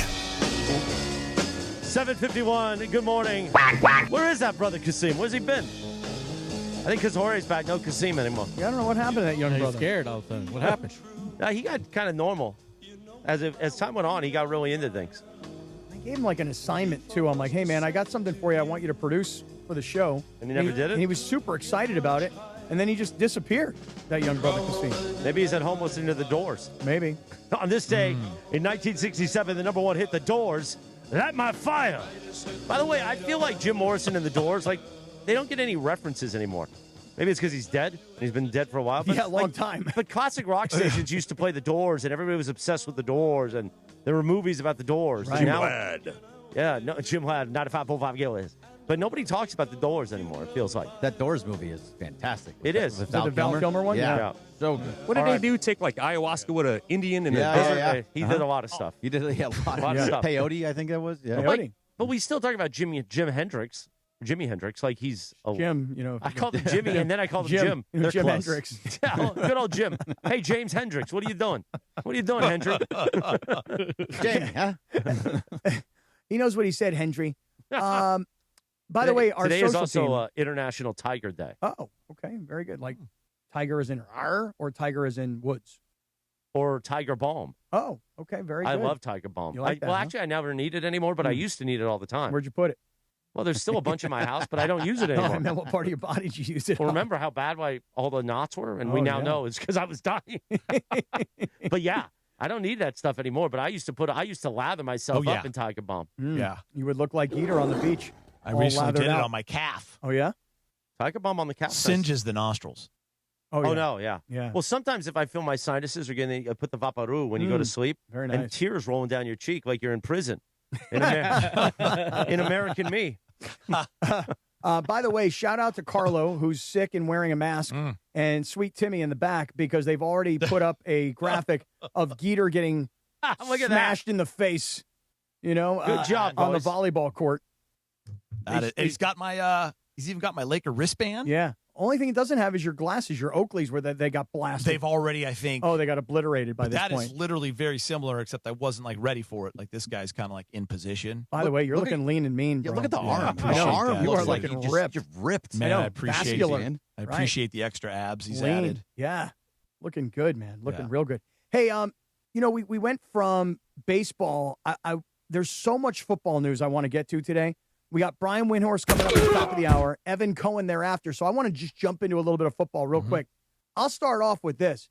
Berg, did you happen to see yesterday Clint Kubiak, your new coach of the Raiders, made an announcement that as we go out and take the field, Kirk Cousins is today QB1. listed as the starting quarterback. It's the absolute. We've talked about it a ton. This is the absolute right move. He should be. Now, that doesn't mean that Fernando Mendoza can't take over that QB1 spot, but as of right, he should go into camp as the number one option. Let's listen to Clint Kubiak, Raiders' new head coach, first-time head coach. You probably would feel a lot safer with a veteran quarterback than a rookie quarterback. Here's what Clint Kubiak said yesterday about Kirk Cousins. There's battles everywhere on the roster, so it's important for me to be fair to the players is to put the best player out there. When we go out to practice tomorrow, Kirk Cousins is the starting quarterback. He's the guy, and he's going to get a ton of reps, and he deserves them because he's played really good football. But I want Fernando and I want Aiden to push him. Well, I don't think Aiden's going to do much. He shouldn't be doing anything. I don't think Aiden O'Connell's going to be anywhere near the field, right? Hang out on that practice squad, buddy. No. Yeah, he's But- not good. But He's not.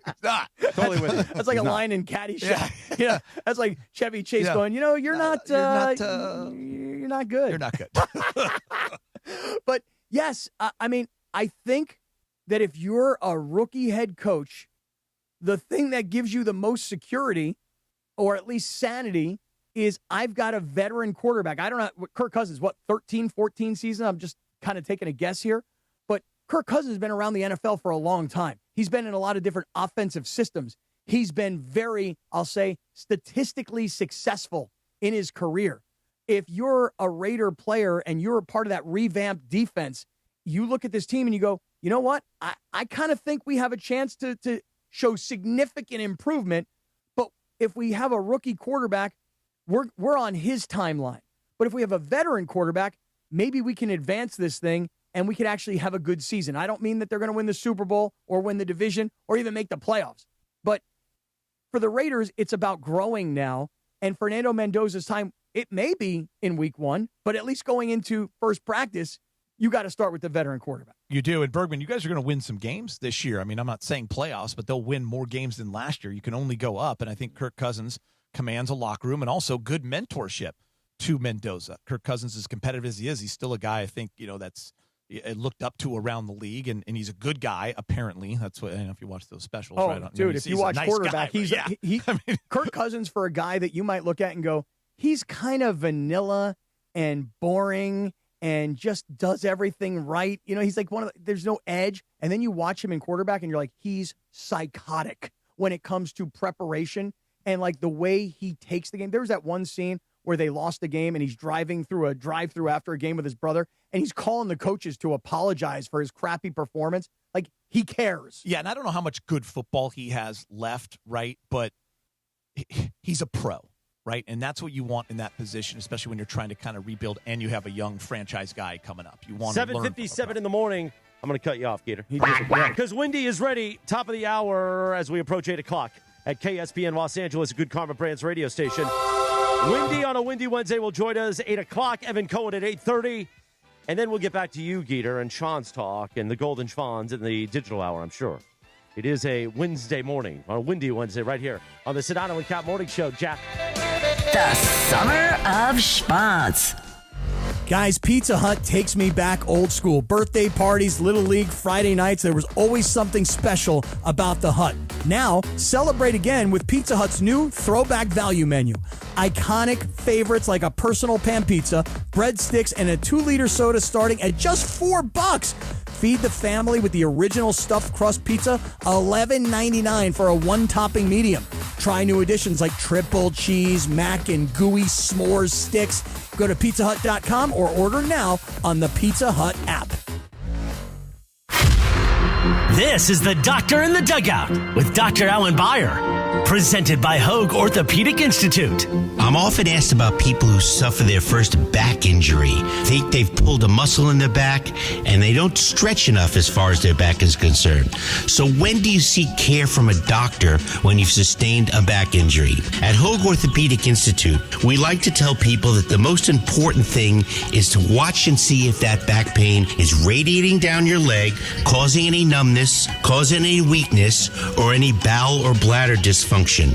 These are surgical problems usually and require a more urgent visit to the emergency room rather than waiting to see the doctor. If none of these signs are present, it's safe to wait it out, rest for a few days, and seek medical care from your doctor within a week or so. Hope that helps. Keep stretching your back. If that doesn't get better in a week or 10 days, that's when it's time to seek the orthopedic specialist. Hope this keeps you on the field, and keep listening. We'll be back soon. Keep listening for more on the road to recovery right here on 710 ESPN.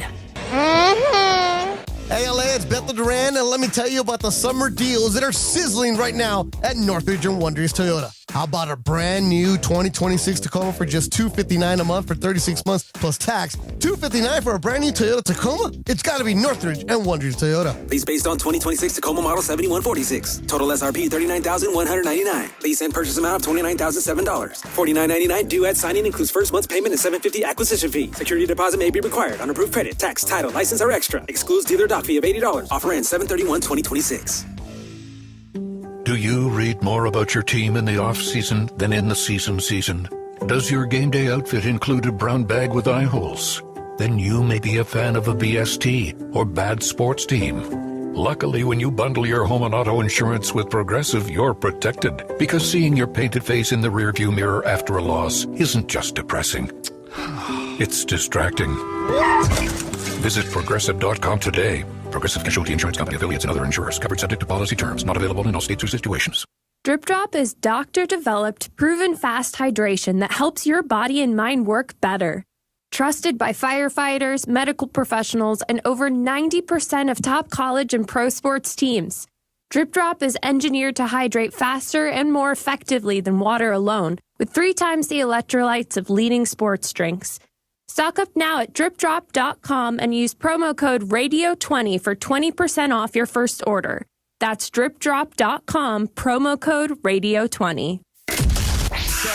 This is the Angelica's Insurance 8 a.m. hour of the Sedano and Cap Morning Show on ESPN LA. Good morning, guys. This is Angelica, and this is the 8 a.m. hour of the Sedano and Cap Morning Show on ESPN LA, presented by Angelica's Insurance. Every team needs a strong defense, and we got you covered at Angelica's Insurance. From auto and home to business and life, we have a plan just for you, even DUI and SR22 coverage to get you back on the road fast. Visit us at angelicas-ins.com for a free quote today. And now, the 8 a.m. hour of the Sedano and Cap Morning Show, powered by Angelica's Insurance. And Sedano, please pump the brakes, sucker. The Angelica's Insurance 8 a.m. hour.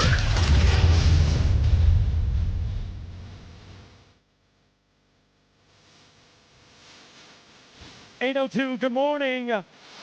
Quack, quack. The Sedano and Cap Morning Show. Oh, yeah, quack, quack. Winfield joined us at 9 o'clock. He had to move times. Yeah, you see him. He's on First Take right now talking about Draymond Green, who I guess made comments about LeBron signing with the Sixers. So, listen, it's okay. We have to pivot. We'll get back to Windy in a second. But shout out to former security guard Alex. He brought us by some donuts and some whipped cream. Yeah. And I had the whipped cream here, and then Lindsay tried to hide the whipped cream from me. Lindsay, why'd you hide the whipped cream? I feel like it's dangerous in your hands. That's why, because guess what's about to happen? Yes, no, don't do it. Oh, yeah. Don't What? Oh, yeah. Oh, wow. Load up that mouth with whipped cream. That is. Oh, now he's putting it into Jorge's mouth. Wow. That is something. Stay away from the Nas. Yeah. Berg, you You want guys some? have shared chopsticks. You might as Berg, well. Berg, this is going to be bad for your stomach. Berg, this is not. Berg, this is going to be bad. That's not in your wheelhouse, dude. Know your role. Gross. Know your personnel. That is trouble. Lindsay, you want some? I'm good. I mean, everybody else back there took. No, she's got dairy. You have dairy issues, right? Oh, yeah, I can't do dairy unless I take a lactate. Cappy sounds jealous. Yeah, you I'm should feeling look a at little Berg. left out. I'm out on that. I'm Berg, feeling a little left no, out. don't Funchy come wants in here. some. Yeah, No, get in here. No, Funchy wants some. Now, Funchy's raising his hand. Funchy wants some whipped cream. Who doesn't? Get Funchy in wants here. a little Give me whip. some. Give me some. Give him some whip. Yeah. Look at Funch. Oh, yeah. Oh, gross. wow. All Right to the over back his of the face. throat. I'm not. Here comes I don't Geeter. like it, but I'm into it. Here comes Geeter. Oh, look at this. That was clean, too, I wow. think. Wow. God, I hope we're. Oh, and Geeter just Come on, went Cappy. all over you. Come on, Cappy. Come Thought on, he was gonna man. get a little of the. You share with him. Come you share on. food Oh, all the give me time. some. Yeah. Yes.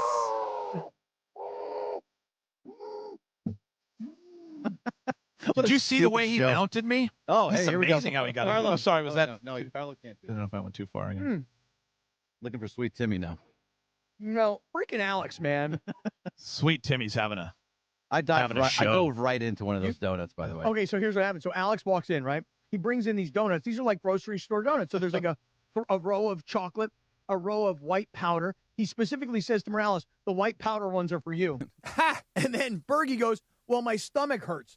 So I needed a little something to coat. Right. So so Berkey takes one of these, like, what would you call these middle? Plain. Plain? Just plain, yeah. Call these Plain. plain? They're plain Just cake donuts. Okay. And, Cake and donut, Berkey yeah. says, this is going to soak it up and make my stomach feel better. Yeah, it's already. I can feel it moving already. Oh, really? Well, after the whipped cream, get ready. The There's stomach something is to actually come. getting bigger at that point. Yeah. Don't use all of it. We need it for the game. What game? We're going to play some Pie Face later. Oh, I didn't know we were playing Pie that. Face. Oh. By the way, did you see me behind Bergie put it? I gave it to Sweet Timmy, too. Oh, you No, Sweet Timmy? Sweet got Timmy one? knows Did Sweet he's Timmy in. take it? Yeah, he took it. Oh, Yeah, yeah. Ooh, nice job, Sweet Timmy. By the Did way, you lift up the mask? And No, I didn't put it in Okay, Carlo. so I don't want Carlo everybody to gets get none. sick. Carlo gets 0. We're playing Pie Face later. By the All way, right. Sweet Timmy, was it you that put in the inflatable mic? Good job. Yeah, it's a good nice, job. nice inflatable Sweet mic. Timmy is in now. He's my guy. Man, he really turned the corner Well, yesterday. I knew Sweet Timmy and I were going to be bros for life. when he came down. By the to way, my- what is my Pie house. Face? I don't know what Pie game is Pie Face? We played it once before, and you got pied, I believe. Oh, Sedano played with it. Sedano Yeah, I played remember too. Chewy licked the whipped cream off your face. Off of me? Yeah. When was this? Was this the same day that Chewy decided to use Chris's? Was this before Schwanz as a the feed bag? Strokes? No. This was probably it wasn't that long ago. Maybe around November, December. Yeah, it was on the morning show because it Yeah. was me, you, Sedano, and Cappy And played. Cappy. Oh, is Chewy going to be here today to lick my face? No, he was gonna be, but I kept him at home. But also, Oh. he likes to use your. No, he likes to hit the speed bag. You know what I mean? Chewy comes up on you. Dig, dig, dig. Well, if dig, dig, Chewy's dig, not here dig, to lick dig, my face, guess what? What? Funchy's doing it. I was going to say Cappy, but I'll take Funchy. No. Hey, Morales, no. Timmy's been my guy from day one. What took so long for the? It takes me a while. Yeah. Yeah, I mean, No, in I've more ways noticed than that. one. Yeah. In more ways than one. Yeah, he got to warm up. Takes him like 10 minutes, they say nowadays. It's like an old car. You got to turn. All right, it. now that we went for Windy at 9 o'clock and Evan Cohen at 8:30, Right. why don't we go ahead and get back to football? I, All right. I cut you off. No, and that's that's okay. because I thought we had to get to it, but it's okay. That's right. So we were talking about Kirk Cousins being named the starter for the Raiders. And you know what's interesting to me, Geeter, is today we're going to go out to Rams training camp. We've got this chalk talk coming up today at noon with Coach McVay. So me and DeMarco will sit on either side of Coach McVay. We've got him for 30 minutes. We'll probably say something like, Coach, how's camp going? And then 29 minutes later, we'll be like, okay, Coach, thank you. We appreciate it. So the thing about the Rams training camp is this. I was thinking about this quite a bit. You have all these other camps around the NFL, and they've all got position battles, right? But the Rams don't really have position battles going on per se. But that doesn't mean that there isn't great competition going out on the field. I've been thinking about this a lot, that your offensive line, which is all intact from last year, the only difference really is that Rob Havenstein retired, and Rob Havenstein was hurt for most of last year. So the 5 starters on the Rams offensive line, they're back and they're intact. set. Right. Yeah. They're going to be significantly better this year because across from them is not only an established defensive line and a front 7, but now you've added Myles Garrett. Of course, we're all waiting for Aaron Donald to come back. But you've added Myles Garrett. So guys on the O-line are going to be better because of the competition from the D-line. And the same is true for wide receivers and DBs. The wide receivers a year ago probably would work over the secondary of a year ago. But now you've got a much improved secondary, and you've got these receivers that are only going to get better because of who they're working against and vice versa. So while there aren't camp battles for positions per se, there is massive competition that is going to make the Rams better because their top flight wide receivers are going against top flight DBs now. Yeah, I mean, when you look at, the additions of McDuffie and Watson, matching up with Devontae and Puka, that is going to be fun for practice. Obviously, Stafford, when he does participate in training camp, and that D-line and O-line going at it once things get real, it's going to be a lot of fun, and that's what creates greatness as well. When Trent McDuffie was on air with Bergman and Beto and I, he talked about that. Like, this team is dialed in, and I think that was his favorite thing coming in. He's like, everybody's about the same goal. I would love for you to get into with McVay, if you can, about that third receiver battle. Yeah. I do think that's the one battle for me that we're all keeping an eye on. And I know, Bergman talked about C.J. Daniels. His name has been popping a little bit, and he's connecting with Stetson Bennett a little bit. Ty Simpson, he's kind of looking the part. There's Whittington, Mumfield. So that to me is interesting. And then the 5 tight ends, right? Because they're going to be 3 tight end sets, 2 tight end sets. Yeah, I think with that third wide receiver battle, think about that, by the way. Your biggest camp battles are backup quarterback and third wide receiver. And maybe left tackle if you have to do some patchwork for a couple of games. That is possible. Yes. I mean, that is possible. There could be, maybe there could be a little bit of time missed based on some off the field issues from the offseason. But I think it's interesting that yesterday in practice, there's video going around. Everybody can see it for themselves. But Stafford goes deep to Puka, and you're already seeing that connection, right? And as far as the third wide receiver, you mentioned this young man out of Miami who was a 7th round pick, C.J. Daniels, and they are talking about this kid. But listen, this is the beauty of the Rams. We talked earlier today about the Dodgers. The Dodgers get Eric Lauer from Toronto. He's a nothing. Nobody wants this guy. He comes to the Dodgers. He performs. The Dodgers are actually going to get something for him should they use him during the trade deadline. The thing about the Rams is Puka Nacua is a legit star, but nobody would have ever thought that in his rookie year, in his first training camp, because why would you think a guy who's drafted in the 5th round is going to become a star? these guys, Kanata Mumfield and C.J. Daniels, these are late-round draft choices. But in the case of Mumfield, he already contributed last year. They showed that they trust in him. Yeah, they trusted him late as well. And Whittington's a guy that they kind of have in the Puka mold a little bit that can, go in motion. He can block, and he can do those kinds of things. I wanted to ask you this because you've covered the league so much with different organizations, and you've been around it. And Mason and Ireland were talking about this yesterday.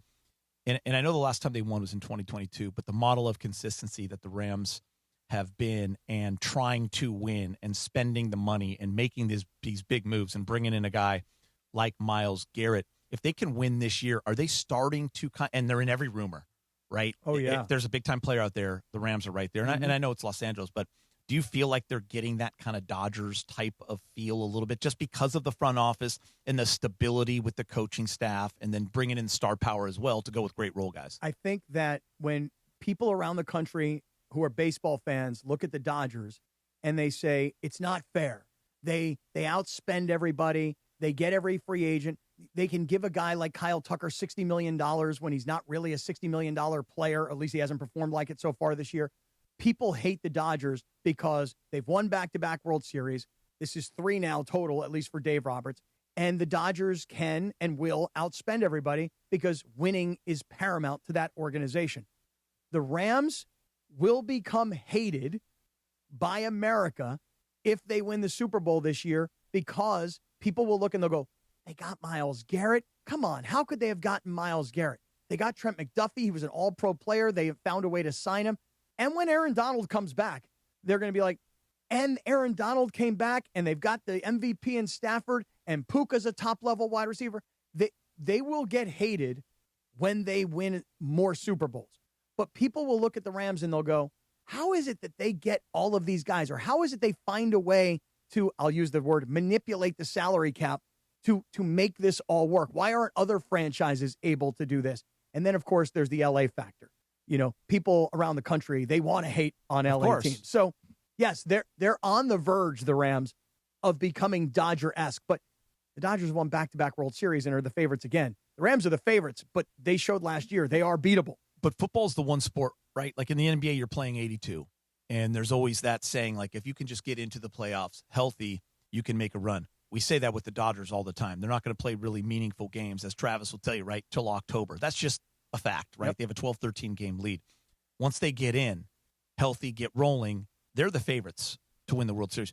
The Rams could be the favorites right now, but in this schedule and any kind of injury that can be costly to a football team or whatever happens, getting into the playoffs, no matter where they are slotted, then I think that's when the Rams, for me, have a real shot, right? But managing this and navigating, and the guys are all saying the right things, right? Like you want these expectations, especially as a fan base.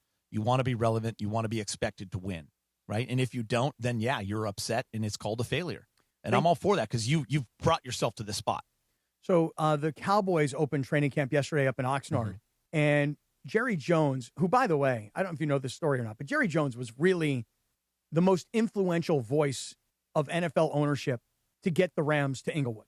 He was born in Inglewood. He wanted the NFL back in L.A., and while the Raiders and the Chargers were desperately clawing their way to try and get to L.A., it was Jerry Jones in the room saying, absolutely not. We are not giving Mark Davis and we are not giving Dean Spanos L.A. Stan Kroenke gets L.A., and if one of these two other teams wants to jump in, they can. But Stan Kroenke and the Rams, they get L.A. So Jerry Jones yesterday is at Cowboys training camp. And Linz, what were the reporters? They were asking Jerry about the Rams, right? Yeah, they asked if he admires the Rams, and you're talking about other teams and how they look at them. So here's what he had to say about admiring the Rams. Yes. I've had the discussion coming to camp with all of us. I admire the job that the Rams have done and how they've done it. That swapping quarterbacks was gutsy, and so they've done it. They've done it and moved. Yes, I admire the way they have put teams together and the way they have competed and sustained the competition. Yes. Buster Olney said this today, talking to Evan and Michelle, like around the league in baseball, when he talks to executives, there's a lot of admiration for what the Dodgers have done. And people saying, you've ruined baseball. Why can't you look from the other side and be, man, it's really impressive what they're doing? Jerry Jones is right because he's looking at it from a league perspective and what's good for the league, and he respects what the Rams have done. He also isn't saying this. Boy, they weren't really that good in St. Louis. Now, don't get me wrong. There was the greatest show on turf. There was Kurt Warner. There was Marshall Faulk. There was Torrey Holt, et cetera. There was Isaac Bruce. There was DeMarco Farr. They did win a Super Bowl. But in the iteration of the St. Louis Rams that was the latter part of the Rams before they came to L.A., they weren't attracting free agents the way they are. They didn't have trades being made where people were like excited to go play for the Rams in St. Louis. There's an element of the coach, which, by the way, they didn't have Sean McVay back then either. They didn't have a combination of McVay and Snead, et cetera. And coming to L.A., the hiring of McVay, the change of the culture, I know that sounds cliche, but it is 100% real. Players want to play for the Rams. Myles Garrett wanted to play for the Rams. Before he knew the Rams were pursuing him, he wanted to be here. Trent McDuffie, yes, he was happy. He won a couple of Super Bowls in Kansas City. He's an L.A. kid. He wanted Orange County kid. He wanted to come back. People want to play for McVay. And by virtue, then, they want to play for the Rams. And Jerry Jones, for a guy who hasn't won a Super Bowl in 30-some-odd years, who's trying desperately to win one more because he's old, you know? He wants to see it. And he knows that time is running out. I've danced with the devil. He is looking at the Rams Who and hasn't? going, who hasn't is right. I helped them get here, and by helping them get here, I've actually helped them be as good as they are. But you also got to remember, this is about McVay. Without Sean McVay, where would they be? That's exactly it. I was hoping you would get into that voice. Like, it's funny, you and I were told at Rams Revealed, Cliff Kingsbury, who's been around, has been a head coach in this league and has been around a lot of great people, blown away by Sean McVay. Just being out there the other day on Sunday and watching him work and seeing that energy and seeing that command and just the way he leads, like, that's a leader of men. And I keep going back to that bad season of 5-12 when he was hitting rock bottom in terms of the career and what should I do, and his wife stepping up and saying, isn't this the time? Like, you've preached, like, when you're bad and there's adversity, isn't that the time you lead men? And he's, from that moment, right, he's evolved. And that's the beautiful thing. He's evolved as a coach. And I look at the NBA like Spoelstra. When he first came, they lose right away, but Pat Riley stood by him and said, no, this is my guy. And now he's looked at as one of the best coaches in the league. You talk about evolution as a coach, and Cliff Kingsbury, who's now the assistant head coach of the Rams, the one thing that coaches learn when they come and they work for McVay, especially those that don't have a long history with McVay, when they get here, they learn he's the only guy I've ever really known in the NFL who created a work-life balance. Because most of us especially most of us who are older, guys in our 50s, we don't know what a work-life balance is. Like we hear young people go, well, I need my work-life balance. Like my daughter, she's 24 years old, and she's telling me, she's like, well, Dad, I really don't want to work like that. I want to have a life. I want to be able to do things. I'm like, you want a life? You don't get a life. You get a life when you've earned enough money, and then you can get a life. But McVay has created work-life balance because he is a younger guy, and he does have a young wife, and he's got 2 young kids, and he wants to be home, and he wants to be a dad and a husband. And most coaches, 4 a.m. in the morning, I slept in the office last night. I'll be done at 11 o'clock because at 10:35 at night, we have a 3rd and short meeting. And it's like McVay teaches coaches that you can work hard, put in the time, coach up your position, but you can still have a life. Isn't that the key, though?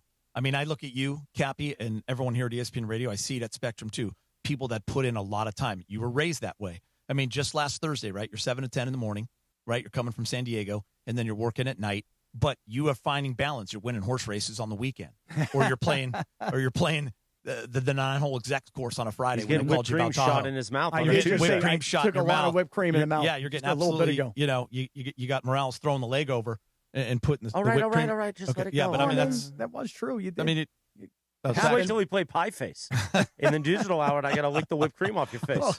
But balance does matter, and I think McVay has hit that later in his career, understanding like, wait, my coaches and my players will be better off, and they will work harder, and they will do more if they have that balance. You hear people talk about working smarter versus working harder. Sean McVay has figured out how to work smarter as an NFL head coach, and it permeates all the way down through the coaching staff, and that's why guys want to come work here.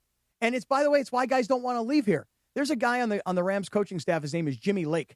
Jimmy Lake was the head football coach at the University of Washington. He came to the Rams. He was an assistant head coach. He got hired by Raheem Morris when he took over as head coach down in Atlanta. He was the defensive coordinator. He got fired after 1 year as defensive coordinator. He couldn't get back to the Rams fast enough to be a senior defensive assistant, which at this point means he's not making a whole lot of money. He's not even really coaching a position. He's just kind of on the staff. And then this year, now he's like the defensive backs coach. So guys don't necessarily say, I got to hurry up and get another head coaching job, or I got to hustle up and get a coordinator job. I'm very happy working for McVay, working in this organization. I'll make the money that I'm making because I already made a lot of money when I was the head coach at this school or that organization.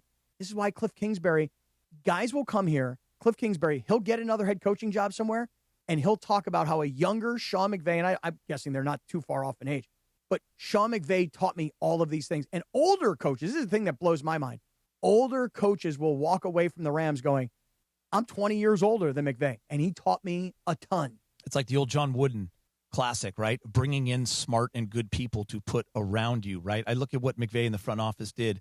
Special teams was a disaster last year. You could make an argument it absolutely cost the Rams a Super Bowl. So you bring in Bubba Ventrone, right? DeMarco talked about this with us last week. Like, that guy walks into a room, he's ripped, he's jacked, he's got the experience, and immediately everyone in that room, we're better on special teams because of that guy. You bring in Cardona, right? The longtime snapper, 2-time Super Bowl champ. All of a sudden, oh, here's a guy that's done it before. That's the beautiful thing. Well, we'll get Watson and McDuffie, and we'll put them on the corners. We're going to get better, and we're going to bring in the right kind of guys. I think last year, by the way, the special teams coach for the Rams last year, you'd have to check me 100%, but I think his name was Chase Blackburn, and he was an NFL linebacker for 10 years and was a really good player. But I think that the players on the Rams, especially, he's coaching the special teams, they could feel a vibe from him that he didn't live in L.A. His family was all back east. His kids were playing high school ball. Like, he may not have been as all in as everybody else. And I think you can feel that vibe, And so, listen, have we glazed Sean McVay enough here today? Well, let me ask you this. God. When you do that Q&A with him and you do the chalk talk, first question, how long's he going? How long is McVay going? Yeah. Well, he's got a hard 30 minutes. But I'm saying first question, how long is he going? You meant in theory. Yeah. How long is his coaching career? No. Your first question to him, is he going for 4 or 5 minutes, 6 minutes, or are you getting a couple in before he gets rolling? I kind of wanted you to do that. Okay. All right. Coach, the question is this. Should I ask questions or should I just say, Coach, talk? Yeah. And then 6 or 7 minutes. Linz? Yeah. 6, 7. Thank you. I did it for you. He might actually stop, take a breath. So here's the question. You're doing the chalk talk today with DeMarco Farr. Right. And let's get the camera on Bergie, because I know you love this impersonation that Bergie does. So Cappy wraps up his first question. McVay answers for 4 minutes. Then it's DeMarco's turn. What happens, Bergie? So I was thinking about the long snapper, and you guys are going to have to explain start this over to me. because we missed the first part. Start over, Bergie. So now, stay on Bergie. Stay on Bergie, Carla. All right. So now the question goes to Bergie, or pretending to be DeMarco in this moment. So I was thinking about the long snapper, and does DeMarco really do this? He does. I watch him do it. He puts his hand over his face when he's like trying to think. He closes his eyes. He's thinking. I love DeMarco. So like sometimes we're sitting there talking Lakers, let's say, or LeBron, and then out of nowhere he'll rub his face, and then he'll be like, so the Dodgers last night, and Travis and I looked at each other like, what happened?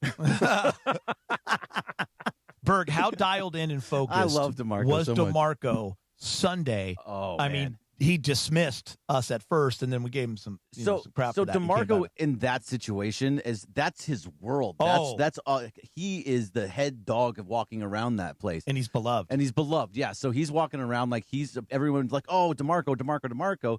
Where we just like we're buddies with him. Like he's one of us. I can do that impersonation because we're friends. But when he's there, he's dialed in. He's locked in. It's awesome. It's Rams, and he is fully invested. He's great. Dog. He is a dog. He's a dog. He is indeed. Coming up, Evan Cohen from Unsportsmanlike will join us for his weekly visit, one of two, hopefully, with a busy first take week for him. And then Brian Windhorst, I have the sign-ups today, is at 9 o'clock in the digital hour on YouTube and on the app. Right now, you see this beautiful man's face. Should I put whipped cream on his face? No. The great Jacob Imrani. Let's talk about him, Cappy. Hey, it's midweek, right? And you're on the 101 or the 405, PCH. Wherever you ride, you already know drivers don't always look twice. And when a motorcycle accident, when it happens, it's usually the rider who ultimately pays the price, right? I mean, car versus motorcycle, car more often than not wins. And then if you're a rider, you've got injuries, you're going to have to take time off work.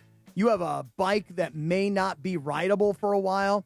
And even a quick trip across town can literally turn into weeks of appointments and stress and all kinds of chazarai you don't want to deal with. You know what I'm saying? Chazarai. Right. What was that? Chazarai. You know what I mean? It's like you don't want to deal with this nonsense. Oh, it's chazarai. Right. So if that's you and you're a rider and you got hit on your bike, you got to call Jacob and Ronnie. Here's his number. It's 800-345-6789. You know, the law offices of Jacob and Ronnie understand motorcycle accident cases, including when the other side tries to act like the rider must have done something wrong, had to have been the motorcycle rider.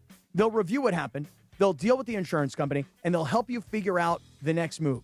Your consultation is free. Your case review has no obligation.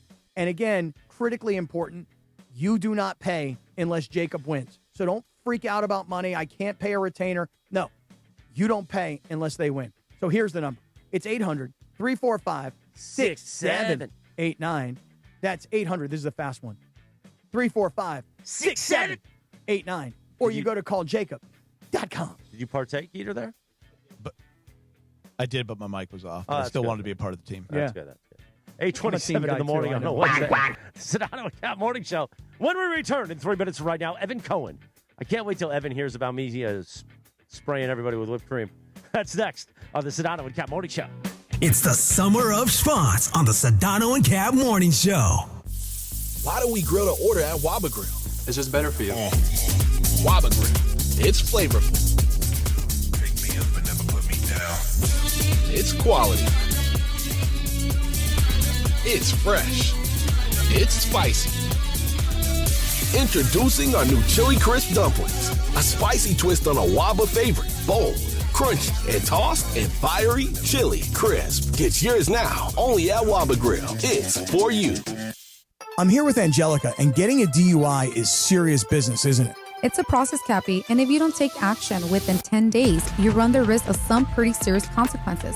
Start by calling or going to fixmydui.org. One of many things Fix My DUI does is help individuals rebuild their lives through stability and reducing the risk of future mistakes. We do this through education and ongoing support. So the first thing you do, visit fixmydui.org or call 888-607-7077. We can help. Men, your health is the real MVP. Providence reminds you that many of the top health risks men face can go unnoticed. But annual checkups, screenings, and knowing your numbers can make all the difference. From staying active and eating well to prioritizing sleep and mental wellness, small steps can have a big impact. Providence brings together the best minds in men's health, keeping you in the game with trusted, compassionate care. Take control of your health like I did. Learn more at providence.org. Providence, caring with compassion in Southern California. Shohei Ohtani's interpreter was fired today. Ippei Mitsuhara ran up gambling debts to a Southern California bookmaking operation. The inside story of the biggest scandal in modern baseball. He was absolutely bananas, the amount of bets he was making. I've never seen anything like it. From 30 for 30 podcasts, this is The Betrayal of Shohei Ohtani. Presented by Gusto. Episodes 1 and 2 available now. Listen wherever you get podcasts. Harry Douglas here to help you ignite your taste buds with Firework Freeze 5-Hour Energy Shots. Juicy cherry, citrus lime, and blue raspberry. It's that iconic freezer pop flavor, but with none of that guilty sugar aftermath. The perfect summer kick. It's delicious, portable, zero sugar energy shot bursting with flavor. Bring on the summer with Firework Freeze 5-Hour Energy Shots, available online at 5hourenergy.com and on Amazon. Hey, this is Rich Eisen.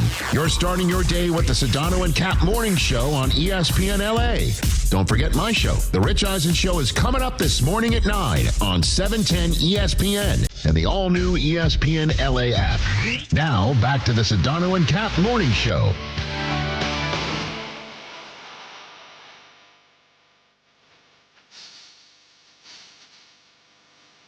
$8:30, good morning. The Sedano and Cap Morning Show on a windy Wednesday, windy at 9 o'clock. in the digital hour.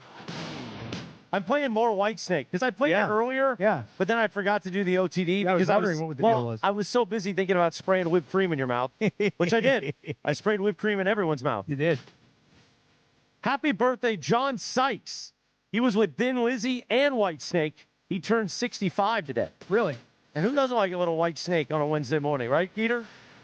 I love a little white snake. Just a little bit? Yeah. Yeah. By the way, ESPN LA. Hey, the name of the guy that you said was John Sykes. Is he the singer?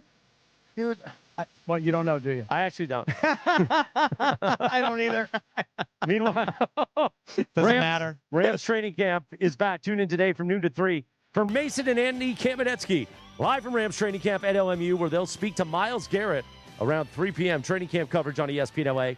Powered by Waba Grill. Waba Grill, it's for you. Cappy and I will be out there as well today at Rams training camp. Meanwhile, a man who knows all about training camps and all about First Take. He's our morning man here at ESPN LA. You hear on Sports like weekdays 3 to 7 a.m. before this show. The great Evan Cohen joins us now on the Hard Rock Hotline. There he is. Good morning, superstar Evan Cohen. Oh, shush. Good morning. Good morning, but Ev, seriously, no joking around. Yeah. Congratulations, man. I mean, to take over the desk on First Take, I'm sure your phone is buzzing all week long with friends watching around the country going, that's my boy right there. And by the way, hair looked good. I love the color of the jacket, the tie, the shirt, looking money. Congratulations, man. This has been a great week for you and your show. Oh, thank you. When you say my phone was buzzing, I don't think anybody reached out to me. I got to be honest. I don't have your number, but I wanted to. Wait a minute. I posted social media last week saying, oh, look at our boy. You're kidding me. You mean to tell me like all your college buds or high school friends aren't like, oh, my God, there's Evan. Like, that's awesome. No, really? I have, no, well, I mean, yeah, some people, but like I have major problems because like, boy, this is going to get deep.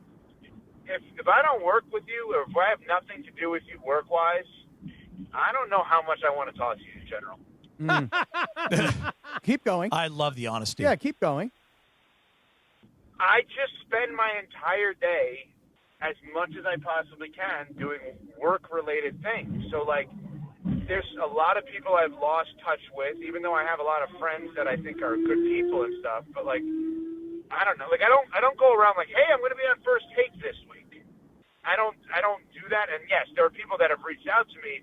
But I'm not I haven't talked to you in forever. You should reach out to me because it's more of what are you looking for at that point. And I don't know. Like, I'd rather work on a board op schedule. Just like, I don't know. I'm weird, Cappy. I don't know what you want me to say. Like, this is just not me. Yeah, no, I get it. But, like, for me, I'm not really friendly, honestly. And, you know, Evan has another weird thing that I'm noticing my Hebraic brothers around here. Tell me. Scott Kaplan, Evan Cohen, and then Mark Cates. Mm-hmm. Cates and I had a conversation about how we've known each other 25 years. Mm-hmm. We've worked together multiple stops, and I've never seen him eat. And then I think about, like, Cappy, you're weird with your body. I've never seen him eat. You've never seen Cates eat food? Never. Really? And 25 years. And then he says, yeah, I purposely don't eat in front of people. I don't know that Cates does. Cates, obviously 99.9% of the audience doesn't know Mark Cates. He is an Adonis, that guy. He is like literally, he's the mannequin in a department store. So, he may not eat. But, Cappy, you come on here, either, oh, my body's disgusting, I look like this. Oh, and then Evan, I'll compliment Evan, like, you look great in that suit. Oh, no, I look horrible. Yeah. I'm just like, guys, why do you all hate each other? Today. That literally happened today. I walked into ESPN New York and someone said that to me, and I was like, oh, God, I'm terrible. I don't know. I don't know either. I don't know what it is. This is why, like, all of my Gentile friends who saw Seinfeld and they went, "Oh my God, you people are so funny." right. And I'm like, "Why? What? Like I watch Seinfeld, I watch Curb Your Enthusiasm, and it's funny, but it hits home. You know what I mean?" And then Greg Bergman, another Hebraic brother. He's pretty normal in general, except his stomach is so weak. He's got that weak stomach. I call it a Jewish stomach. Bergie shames others for eating too much, so that's you know. No. Happy and I. That's just you. That's just you. That's just you. That's just you. Okay, Nobody else. Well, then fine. Then that's a problem because Happy and I think, are very similar in many ways, and we would never say anything to the other person because we know how it would feel if it was said to us. Cappy, I guarantee you right now, I can't see him, is looking at the angles on the ESPN LA YouTube to make sure he looks okay. It's exactly what I would be doing. No one else is looking at him that way, but I promise you Cappy is doing that. I promise you. It is true. I see myself in one way, and then other people maybe see something different. And I'm like, I'm all insecure about certain things, Yeah. And so, I don't know. I think that's normal. Me and Ev, listen, by the way, I've seen Mark Cates eat. That brother can put down a Jersey Mike's number 7. I just want you to know that, Morales. He can do it. He can eat that Jersey Mike's. But he told me he'll go in his car and eat lunch so he doesn't have to eat in front of us. Really? Yes. He's that insecure with the way he eats. Really? Now, of course, he's getting into like a Rolls Royce, but still, it's okay. I mean, I'm a little insecure, Ev, when it comes to eating around my daughters, because my daughters will make faces, and I'll look at them and I'll go, "What's wrong?" And they're like, my daughter will say this to me, "I can't listen to you chew," and I'm like, is it that loud? Really? Yeah, something happens when they get a little older. You annoy them more right, than right. My one daughter doesn't like the sound of my chewing. The other daughter doesn't like the sound of my breathing. What? What? Oh, good. Yeah. What do you want me to do? Maybe you should just rest in peace, right? right? Should I just stop, girls? And it's amazing. It's amazing. Geeter doesn't like the sound of your voice. So it's amazing, actually. I texted Evan. He didn't get back to me, but I think he got the text. Did you text him? No, I did not text him. Because I think Trudell likes to text Evan. I would. Yeah. Trudell and I text. That's true. Yeah, that is true. Mm-hmm. Ev, we haven't spoken to you. That bothers you? Is that okay with everybody? I think it's great. That Trudell text? Well, Trudell's not high on my list right now at the moment, so it's fine. Yeah, Morales is down on Trudell. I'm not even going to ask as to why. I'll let them work that out. Yeah. I mean, I really stopped That's a pro after right that. there. That is a pro Because he knew that the layup was, why? But he said, I'm not going to even ask why. He was hosting First Take all Yeah, week. he was knows like, exactly what he's doing. I'm not dealing with this. Hey, so you have been hosting First Take. We, last week, Evan, on Friday morning at 8:30-ish local time, we got this breaking news that LeBron is going to Philadelphia. And we're kind of talking about it, but we're kind of not as much because people are like, come on, guys, he's no longer a Laker. Forget it. It's over now. I'm just curious, what was your reaction when you found out Philadelphia, which I think most of us didn't really see coming? Yeah, I'm going to answer this question, but I'd also like to talk to Morales. I don't think he remembers that I was on with him right after this. Right. That's what I was just saying to Greg. I said, wait, I he don't. was on our show. I don't remember. You don't remember I this? don't remember. Whoa. Yeah. We literally had Evan on. I forgot completely. I remembered that we had on Trudell. I remembered that we had on me. Geeter. Yeah, me. I think who else? Oh, we had on Michael. No, Ramona, Michael, and Evan. Ev, guilty as And charged. it was so that we could have Evan fresh content for the Saturday special. And then Sedano called in from France. Yeah. Way to bring it Evan down after an unbelievable week. Ev. Wait a second. Thank you, Geeter. Geeter, thank you. Wait a second. I am I'm never going to be so cocky to assume that someone heard something Friday that is also listening and watching right now. So I will answer the question. But I do want to confirm. Yeah. You had no idea you and I spoke on the air on ESPN LA. That's right. On Friday. That's right. Now, just one thing. And it was an amazing appearance. We even played the WNBC jingle and everything. Just so you know, one thing I tell everybody here all the time. The show ends, and it's kind of like dragging something to the trash on your computer.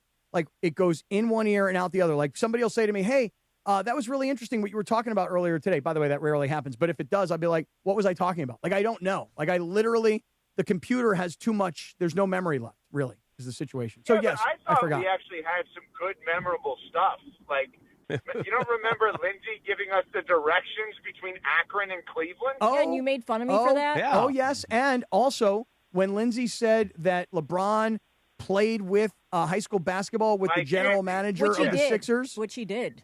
Right, he played against him in high school. No, they played in tournaments together. I looked it up. Oh, stop, Lindsay, stop I did. Look it up. Look it up. Beto's actually the one who sent it to me and told me. Said you were right. Okay, whatever. Beto's going against Evan Cohen? That's not smart. Hey, Evan. No, hey, Ev, what's worse, that being shamed for food or being totally forgotten about on an appearance? It's only forgotten by me, by the way. This is a tough one. So I guess when you're being shamed for eating too much, you want to be forgetful. Like, you don't want someone to remember you. So I'm going to say yours is worse. Bergman's is worse because he's fat shaming me. Like, that's about me. Cappy's is about him. Yeah, that's true. Like, Cappy forgetting I was on is in some ways about him. Now, it's all about me. Yeah. I was shocked by it. I really was, because I thought it was between Miami, Cleveland, and Golden State. I just never thought Philly was actually going to happen. But I do give him credit in this regard. I think this was the hardest path. And somebody could sit there and say, what do you mean? They have MVPs and Jaylen Brown, Finals MVP, Joel Embiid, and they got Maxey, and they got all these guys. I understood. The downside of him going to Philadelphia is so much greater than the downside of any other scenario. Let's play this out. Let's say you stay with the Lakers. They don't win a title. All right, downside is nothing. People are never going to love him as much as Kobe. That was never going to change. He retires, lives in L.A., whatever. Downside of Cleveland. They could have gone 0-82, and Cleveland would have celebrated that he went 0-82 with them. Miami. It was all about, for me, the closing the loop with Pat Riley. So downside would not have been great. Golden State, if you went there, it's I'm a 41, 42-year-old man with a 12-year-old daughter, and I want to be around her, and it's an easy flight back and forth, and my friends are on that team. Philly? If they don't win it all within 2 years, he's hated there. He becomes what people like, Joe Namath on the Rams, Willie Mays on the Mets. He becomes that kind of figure. So I give him credit for choosing a harder path. I would have gone to Miami if I were him. I also, as I told you guys last week, I thought maybe he would circle back and the Lakers would circle back with him because of how cheap the deal would be and how there was no seemingly obvious choice for him.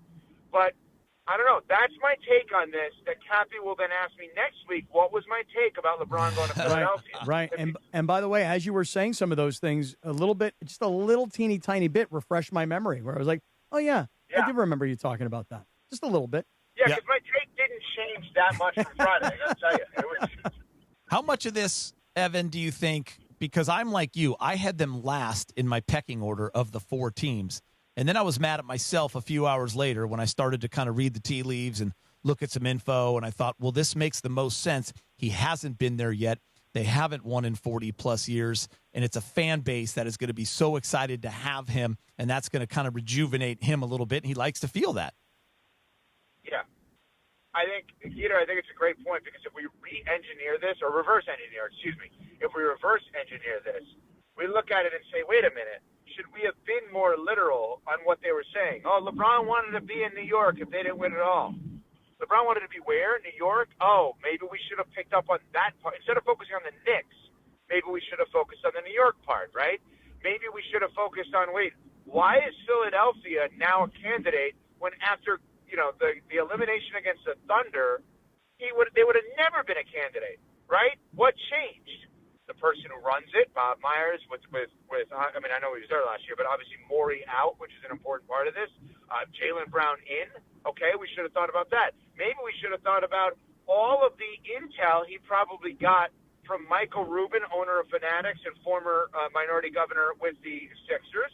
He spent time with Kevin Hart, who's tied in with that Sixers group. That sounds stupid, except, back to the first question about the friend stuff. If you, I'll tell you the truth. What did Chris Morales do when he heard that there was new ownership of ESPN LA? He reached out to people that he knew with the company that was buying the station to get the intel without it ever being public, right? Could LeBron have done the same kinds of things, right? So I agree with you. When we reverse engineer it, I think there were a lot of breadcrumbs we should have picked up on that we didn't. I would just say this, though. You said it. If LeBron wins in Philly, if they were to win a championship in the next year or two, and he plays for the next 2 years, he will be, when we already talk about the all-time greats, et cetera, but to win championships in 4 different organizations would be incredible. If they do not win, here's what will happen on Philadelphia sports radio. He's not one of us. He's just this or that. He doesn't even live here in Philadelphia. He lives in New York City. He's just doing us the favor of playing. Listen, LeBron may not have thought this all the way through. The Philly fans are tough. In Cleveland, he was loved. In Miami, they were set up. In L.A., we're kind of soft. In Philadelphia, he will get annihilated if they don't win. And by the way, and if he doesn't perform. And I think that's something that he did not take into account.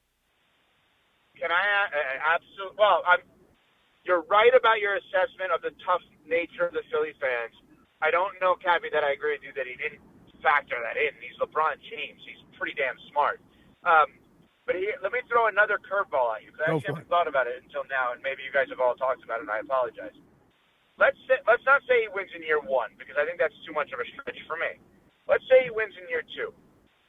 Whether he plays a year 3 or 4 or 5 after that, he wins a title in Philly, okay? Would the Lakers stop be his worst stop of his career, and would that be the least memorable of his career? It's a valid point, right? Well, let's cleanse the palate here for a moment. We've read a few from the YouTube chat while Cappy contemplates the answer. I am thinking about that. I know. I saw it in your mind. So I'm marinating. I jumped in to help you. 626 Packer in the YouTube chat says, who wears more makeup, Evan or Michelle? That's a good one. I'm going to go with... Oh, you want them to answer. Sorry. Neil Cat 6 in the YouTube chat says, I have listened to Scott eat all sorts of things on air for over 25 years. He was a big Scott and BR listener. Yes, he was. Old school. Old school. Mm-hmm. So I bought you 30 seconds there. Did you contemplate the answer? Not really. But I think Evan wears more makeup, frankly. You do? I think so. Ev, what do you think? Based on how Michelle has described the makeup room and taken video of Evan in the makeup room at ESPN. Mm-hmm. Well, the answer is her now, and I'll tell you why. So in our new building, which we've been in for about a year or so, where the setup is for the makeup versus our office versus the studio, I have pulled the CC, and what Canty does, which is very smart, is he pops himself in one spot, and the makeup crew, hair and makeup, are always walking with Michelle back upstairs to do the final touch-ups. So he gets done up in the on-air seat that we sit in. So that's now what I do. In the old place, I'd go to their home court, and I'd sit there for a while. So I think it's evolved. I wear less makeup. I think I know I need way more than she does, and I think I have to reconsider my life choices. All right, now back to – go ahead. My question. Reset. Yeah. Go ahead. Reset. 66 WNBC. All right, go ahead if you could. I want you. 66 WNBC. All right, now back to you. All right, go ahead, Evan. Go ahead. I want you to reset. I want you to reset. I've contemplated. I want you to reset. Unless, Geeter, you ready to jump right in on this? About the LeBron question? Yeah. Yeah, no, I think he brings up a valid point. I mean, if he wins at Philadelphia and he's playing till 44 years old or whatever that is, that's going to look like an unbelievable ending for him, and he's going to be celebrated in that city forever. Statue, everything, right? He's already done it in Cleveland, brought them their first championship in how many years? Only championship. And then you look at what he's done in Miami. And I agreed with Evan. Like, that was starting to creep up for me in terms of closing the loop and what a comeback story. But, yeah, when you look at the Lakers, and, yes, there was a title and there was a Western Conference Finals appearance, I think in terms of the basketball world and what fans will think, yeah, it's a valid point. Right, and I think also, at the end of it all – follow up on that, if I could. Yeah, go. Are we? I know I asked the question, but I kind of have to. We have to make rules on this. Are we combining the Cleveland stints? I think we have to. For this, you have right? to So because that's where it all started, and he was young, and that's where he came of age, and led him to a final at a young age, even though they got swept by San Antonio. But then, of course, the second stint to close that loop. That's why he can't go back there, right? He already did it, Evan. That's what I kept kind of going back to. I agree with you. See, what people don't realize of why Cleveland I never thought was as obvious as other people did is everyone remembers his last year in Cleveland as winning a championship in 2016, and he played 2 years after. Yeah. No one thinks about that part of it. But so here's what I would say: if he wins in Philadelphia, there's an argument. To me, the best basketball he ever played by far was in Miami. I think the masses will look at it as his best stints would be Cleveland, then Miami, then Philly, then L.A. I think L.A. would be looked at as the fourth best stint, so to speak, of LeBron's career. And he was there 8 your years. Answer. We've given you we've given you at least a half hour to think about You have. I've now had 30 minutes to think this thing through, and here's the thing. Somebody asked me, I was on one of the ESPN national radio shows, and they said, okay, Cap, how would you describe LeBron's entire Laker tenure? And I said, disappointing. And they were like, what? And I'm like, yeah, disappointing. When you're in Miami and you're playing in the finals every year and you're in Cleveland and you're playing in 4 straight finals, we had this expectation that when LeBron gets to the Lakers, they're going to be in the finals every year. And they were in the finals one time, and they won one championship. And they went to the Western Conference Finals one time. And so over the course of 8 years, I think people, when LeBron got to L.A., said, oh, well, we'll win multiple championships. We've got LeBron. You won one, and you went to one Western Conference Finals. To me, if you had an expectation of multiple titles and you got one, his Laker career was less than we expected, therefore a disappointment. And so I think, to your entire point, if he were to go on to Philadelphia and win, people will look at 8 years in L.A. and go, yeah, he played there for a long time continuously, but was he as good, or did he deliver as much as you expected? So I think it's an interesting question. I think it's a good point. You know what's fascinating about what you just said? He delivered on what he said he was going to deliver with L.A., right? He brought him back to extreme, I don't want to say relevancy because they're always relevant, but extreme competence. He won a championship. Without him, there's no AD. The handoff to Luka, without him, there's no J.J. Redick, who I do think is very good. The irony of all ironies is, if you were to say, what was LeBron's best path to winning multiple championships in L.A., that's realistic. It is something he never would have done, but I think it would have been the best path. Go look up the roster the year he got there, and if he made the decision, I'm never trading any of these guys. Josh Hart, Julius Randle, Brooke Lopez to spread the floor, KCP, Alex Caruso, Kuzma. Yeah. By the way, I'd like to ask a follow-up. You said you went on a national ESPN show. Which ESPN radio national show did you go on? I went on Freddie and... I know what you Did Sedano approve for you to make that appearance? Did Sedano approve? Yeah. I didn't run it through him. In the future. Why? Saying. But explain. Just saying. No, just so I know the protocol in the future. Let Sedano know, listen, this is kind of like in the movie American Gangster. Yeah. When the one character goes over to New York. Okay. And Josh Brolin says, you got to call ahead and make sure it's okay before you come over the bridge. Okay. So for me for me to be invited on an ESPN national show, I check with Sedano first. Make sure Sedano's okay. Okay. So I don't check with you. No, I don't I'm check not with involved. Bergie. We're I don't not check involved. with Evola here. Well, Evan's involved, but he says he's not. Okay. But Sedano, you got to check. But Sedano, you got to check. Definitely check with Sedano. Okay. All right. Next time I will, I guess. Wait a second. I have a lot of follow-ups here. Number one, who's Freddie's co-host? That particular day, it was not his regular co-host. So there was somebody filling. Regular co-host. Freddie and is it Fitzsimmons? Like 10 years ago, yeah. Yeah, is that not current? No. This is amazing. This is amazing. What is it? Before we came back from break, the commercial was a 5-hour energy commercial voiced by Harry Douglas. Oh, Harry Freddie Douglas. Coleman's co-host. Yeah.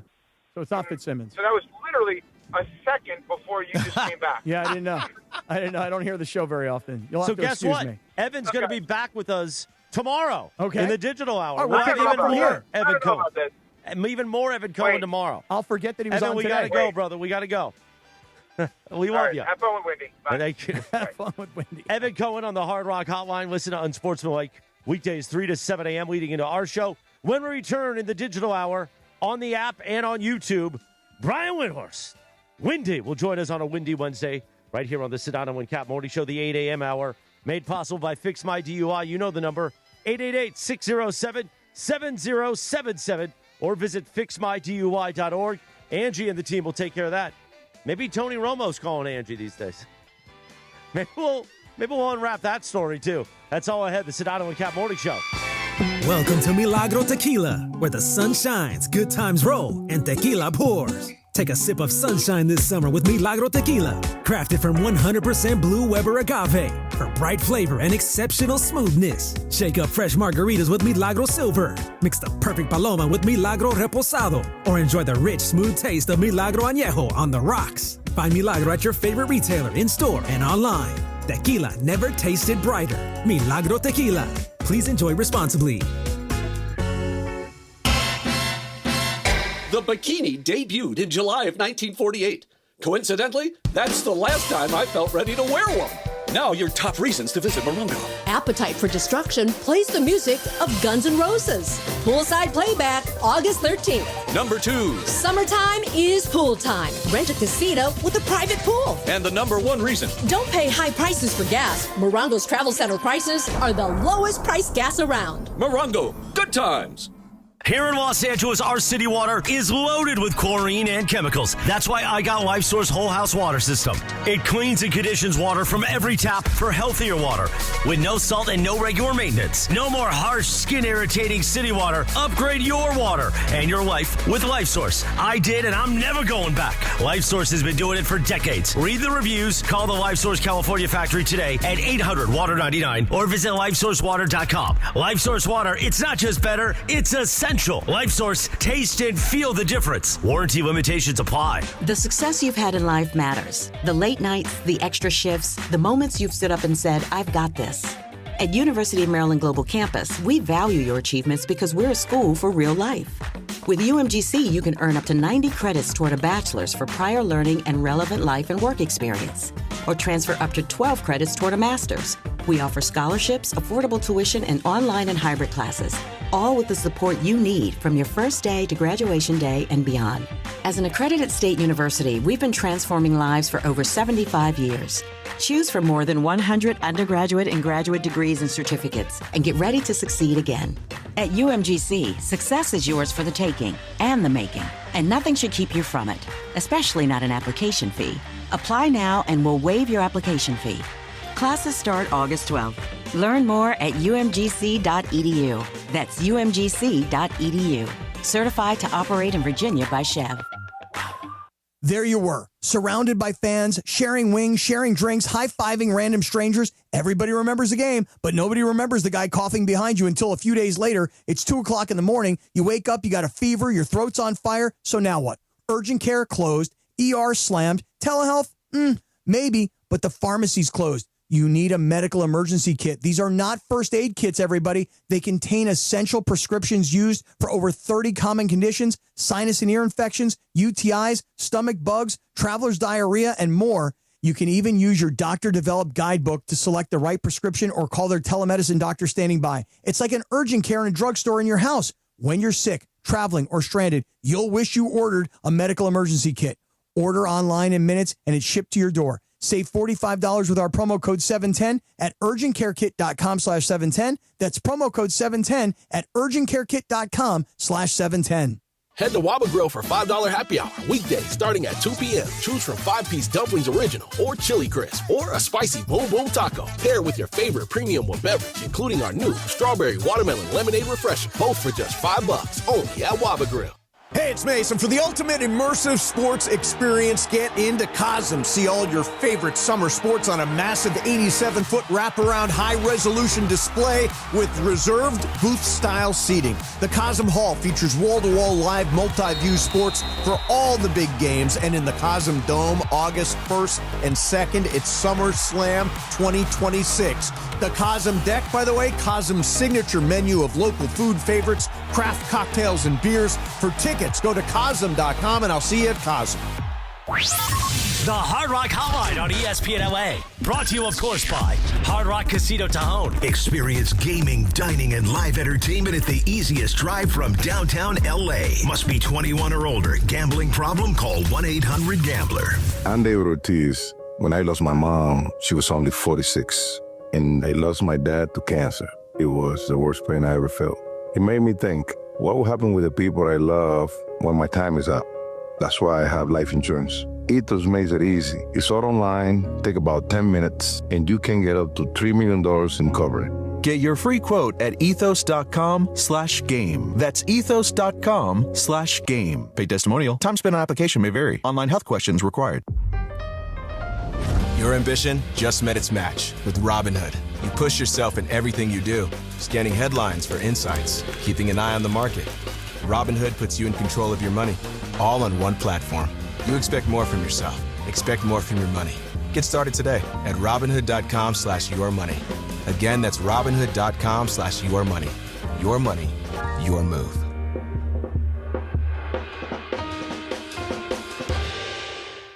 the home of the Lakers. And now the home of the Rich Eisen Show. Weekdays 9 a.m. to noon. KSPN Los Angeles, a Good Karma Brands radio station.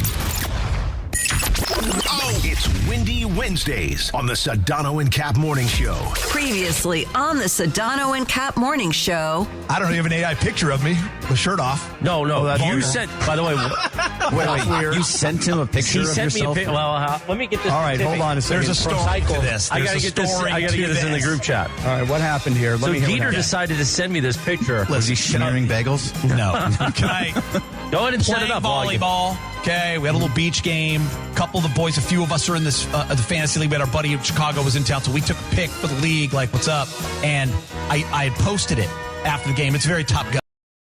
And people in my comments to me were like, dude, do not let Morales get a hold of that. I thought it was the funniest thing ever on my Instagram, people saying that. The biggest show in ESPN LA history. But how much oil did you put on your chest? No, that's just called lube sweat, bro. That's just working hard. By the way, that drop isn't better. Lube sweat. That's not great. What are you talking about? That's what that is. I'm lubed up with sweat. It's Windy Wednesdays. The Sedano and Cap Morning Show is on the air. A little sabor? Yeah, I don't think people like being called hacks. You're the güero on the radio. Giant Mexican, horn second. You have me on your show to berate me? Is that what you're doing now? Give me a freaking break. I'm reacting to Art Bell. Yeah? Oh, okay. Amazing. Do you want to do the Love Boat, or do you want me to do the Love Boat? The Art? I don't even know what you're talking about. No, here it is. You ready? Watch this. Watch this. It's Windy Wednesdays. Midnight in the desert. I'm Art Bell. Scott Kaplan, eat a fat one, bro. The Sedano and Cap Morning Show on 710 ESPN. The all-new ESPN LA app and on YouTube at ESPN Los Angeles. We're bigger than U.S. Steel. Wow, that's crazy. Well, you want to woo-woo? Bit boy. Monstrous. Beto, I don't want to eat that. We did it, Dad. We did it. You were riding high on the stinger last time. Oh, big time. Right, that's right. Of course we were. It's Windy Wednesdays on the Sedano and Cap Morning Show. Oh, just one more thing. That is, I'm lubed up with sweat.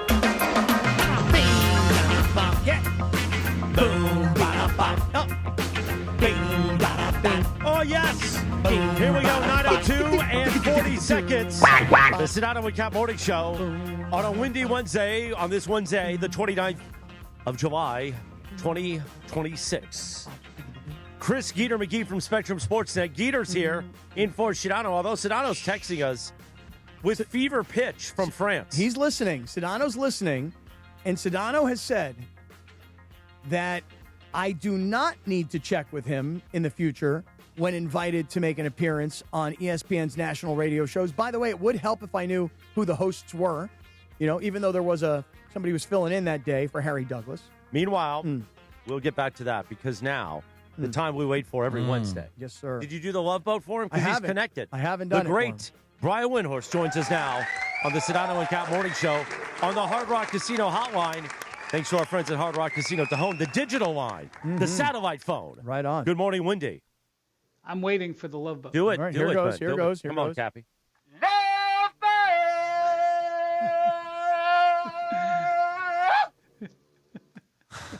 Sedano's in France? Yeah. And listening to the show. That's crazy. Isn't that cool? Isn't that pretty cool? When you're in Scotland, will you be listening to us? Sure. Yeah. Just humor us and tell us that you will. Hey, Yes, aren't you happy, though, Windy? I said to you last week, this I actually remember. I said to you last week, he's going to wait till you're on a golf course. He's going to wait till you're on the eighth hole. Not at the rest station in between. Not at the turn. You're getting a hot dog at the turn. No. He's going to wait until you're on a hole, and you're going to have to come off vacation, and you're going to have to hustle home, and you're going to have to talk LeBron signing in Philly. Aren't you happy he hooked you up and did it before you went on vacay? And the Cowboys have opened training camp, which Yes. means that I'm barely on TV. This is, it's wonderful. It's wonderful. Yeah. I was actually on the phone with a, league executive, high level league executive, and he broke the news to me. He said, "Oh man, LeBron's going to Philly." Now wait, tell me when this was, because we got this last Friday at Yeah, it was about Friday. 8:30. But was this Is this prior? He found out when Shams tweeted. Okay, gotcha. Yeah, I just was on the phone. I wasn't looking at my phone. I was on it. Mm-hmm. And that's I found out from and this guy, this guy's team is very good. It's a championship level team, and he's like, all right, I guess we probably both got to go. Catch you later, pal. Yeah. Yeah. I think one of the things that I've enjoyed the most ever since LeBron decided he's going to Philadelphia is this notion that Charles Barkley said, if he wins a couple of championships over the next couple, right? And if he wins one, no change. Wins two, all-time best. Right. I love Charles. Yeah. I love Charles. This is not personal, but my God, it just shows the inanity of the conversation. Like, I feel like in 10 or 15 years, we're going to look back going, can you believe what back in those days when we were like, is the Golden State Warriors window closed? Like, this is one of the things I got to deal with every week. Is the Golden State Warriors window closed? Well, let's see. They finished 10th, 8th, and 10th in the last 3 years. I don't know. Let's have another segment on it. Like, LeBron's legacy. What if he wins 3 more titles? What if he wins 2.5? What if they win 2 games and get up 2-1 in the third finals? What does that do? Does that change it? Oh, that's great. Yeah. By the way, Wendy, we had Bobby Marks on here, your boy, last week, and it was pretty funny on the DeMarco and Travis show, and he said that Jonathan Kuminga talk was going to send you to vacation. Yeah. I'm just like, the 11-stage negotiations to Jonathan Kuminga. The best present I could get is that Kuminga, wherever he ends up, signs a multi-year contract so that he's not in this situation next summer. Yeah. For the 3rd summer in a row. Here's a question. So you saw this report by Dave McMenamin that Luka is hosting the whole team in Slovenia. Mm-hmm. Right. Will Kuminga just on spec?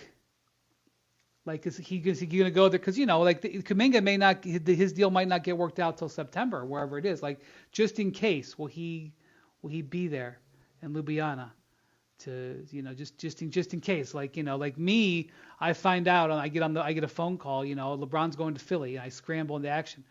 Like, do you go to Europe and just stand by and continue to join the team? Not a bad place to be. So wait, so you don't get on the Luka private jet? No. You fly over yourself. You think commercial. it's a private jet? You think they're flying private? I do. I would think that Luka would say, hey, guys, look, I want everybody on the team, everybody come to my home country. We're going to work out. We're going to see where I'm from. You're going to get to know who I am better. By the way, quick time out here before we go into this. To me, this is leadership. You see, a lot of people, Wendy, tell me Luka's not really a leader. And I say, how do you know? It's very hard to be a leader when you join somebody else's team and that person is LeBron James. Who's going to take over and be the leader over LeBron? So for me, Luka, whether it's, we talked about this at the commercial break, buying bicycles for everybody in the organization, doing things where he makes a donation to fire victims when he first gets to town, buying out the parking lot across the street from Crypto, and now taking the whole team essentially to a Backstreet Boys concert at the Sphere. Now you're bringing everybody to your home country saying, my team, this is where I'm from, this is how I train, get to know who I am. That, to me, is the beginning of Luka being the leader of his team. I'm curious, Wendy, feedback on what I'm selling. Yeah, I like that. I like the idea of getting to know a player's background. It's kind of hard to do when you've got 15 guys. You can't go to everybody's background, but teams try to do this sometimes. Like, if I'm not mistaken, Dallas, the Mavericks played somewhere in Europe a couple of years ago, and on the way back they stopped in Madrid because Luka's sort of second home is Madrid. He played for Real. And I think he lives there, and now he's got the custody thing, so I think mostly in Slovenia. But in most years before, he would spend a big chunk of the offseason in Madrid, and they stopped and saw his play. They hung out in Madrid for a while with him. So it's not the first time that there's sort of been that he's done this sort of group stuff. So, but I've never been to Slovenia. I've been to that kind of part of the world, and I've just seen it's very beautiful, and I think it's cool to get the team off on the right foot. At the end of the day, you still got to execute on the court. all that stuff is it's not worth nothing, but it's only worth what you back it up with when you're playing. But no, I think I thought it was a cool thing. I liked it, and if I was on the Lakers, I would be totally down for going and spending a few days in August in Slovenia. I think it's a great time to go, and you get to learn about Luka. I think it's I don't know what defines a leader, and I also don't like the concept of comparing leadership to LeBron, because that's the undercurrent here. I don't think you should go there. I think you should just focus on what Luka is doing. But look, at the end of the day, if it leads to more lob dunks with Walker Kessler because they worked out and had what's the name of the Rakia, right? That's the liquor. They forced it down my throat when I was in Belgrade last year.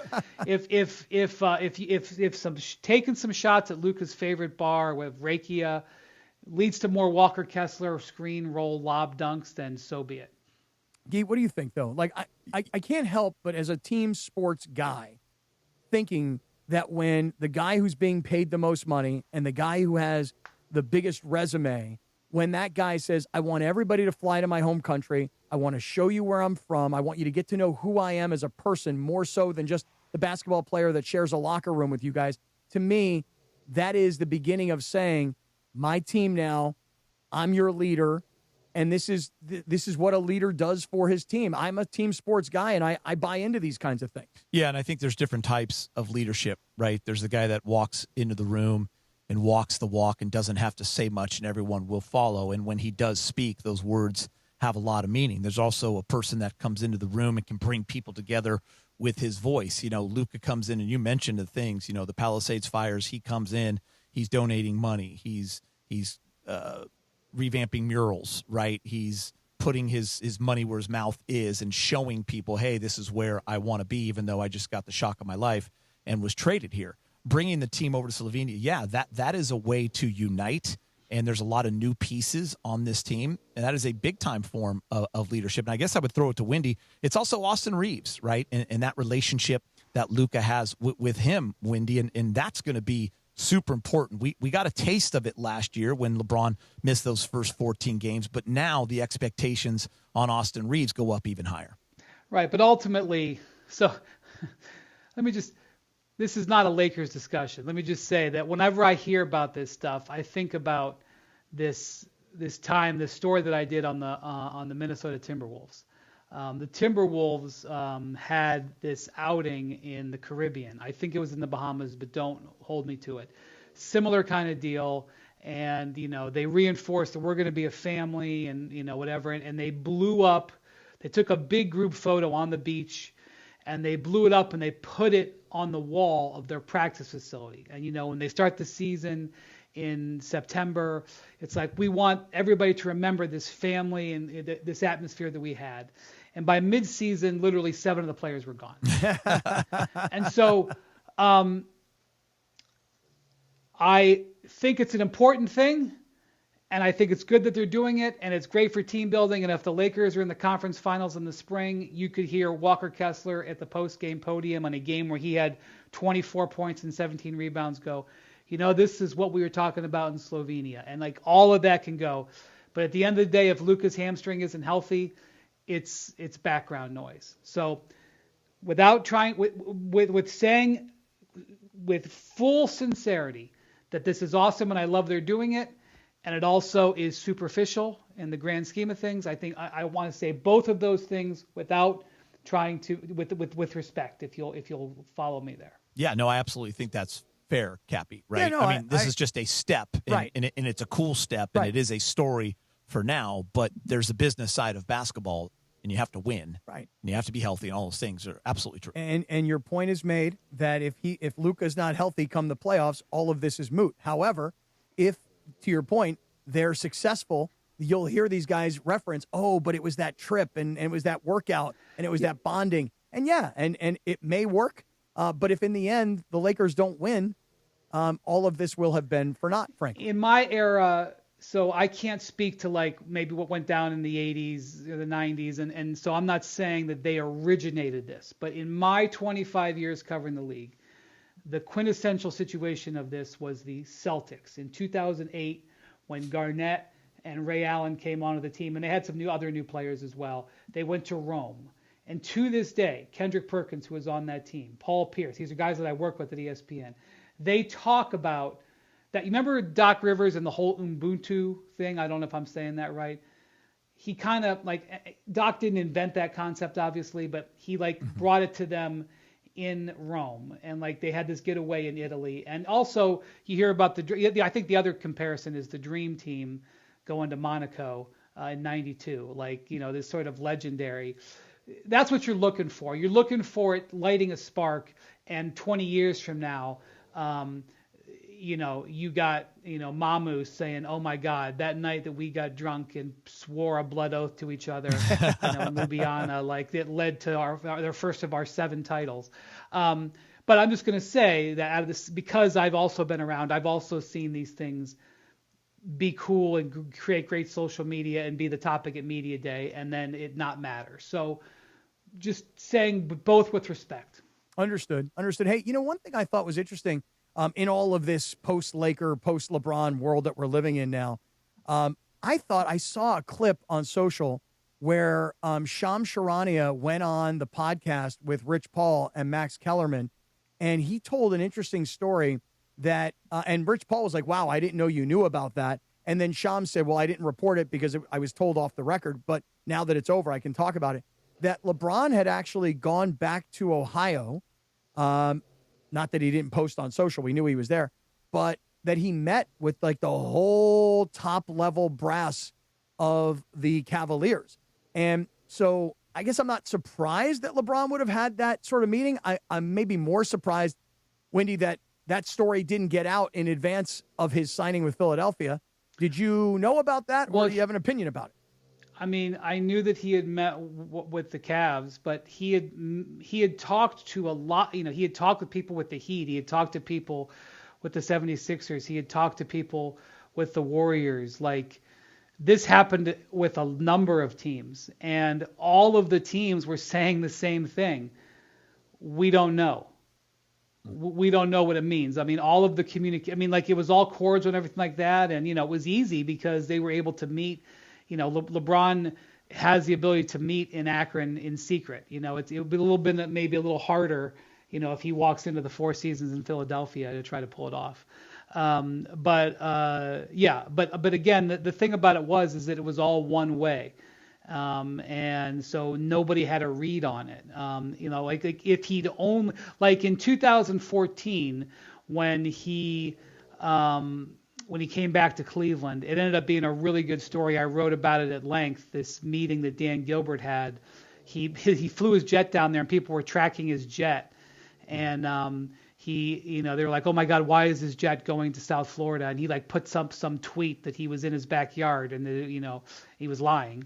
And the jet switched airports, but that was the only meeting that he had. And they had this meeting at some friend's condo, near the Opa-locka airport or wherever there. And that, when there was only one meeting, then that all of a sudden has a lot more traction. But in this case, he had been communicating with all these teams and all these players, and the players' conversations were ending, and then they were going back to their GMs, and I think Bob Myers was quoted as this by Dave McMenamin today. He wrote a full story. Dave wrote a really good story today about the machinations of the LeBron pursuit. And LeBron gets off the phone with Joel, and Joel calls Bob Myers, and Bob's like, "Well, what is it? Is he doing?" And Joel's like, I don't know. So it was LeBron was talking to all the teams, and all of them were having this same I don't know. So it didn't play out like other times where it's happened. Wendy, I mistakenly, and I've said this on air, had Philly 4th, and after a couple hours of it being announced, I then realized that I should have had them much higher. I don't know how real the Warriors thing was, but do you know who was a close second? No. Yeah. And I mean, there's a lot of half pieces of information out there, and because they're half pieces of information, I don't think it matters. By the way, it doesn't matter who finished second. No, for sure. Yeah. The other thing is two things that I really do think LeBron's note that he published after the announcement was very instructive. You should just read the note. Mm-hmm. And what he says is, I didn't care about money. We knew about that. He said he wasn't prioritizing family. Not that he doesn't care about his family, but he does not prioritizing family, and that he was prioritizing winning the championship right now. Now, this is, of course, every free agent, Peyton Watson wants to win the championship next year. It's just second to money, right? Like if they say, Peyton, you could play for $1 million and win the championship, or you could play for $20 million, he's taking the $20 million, okay? But so the idea that a free agent wants to play in a championship contender is not revolutionary, but we didn't understand that he wanted to be on the absolute best team immediately, because we didn't know what basketball happiness meant.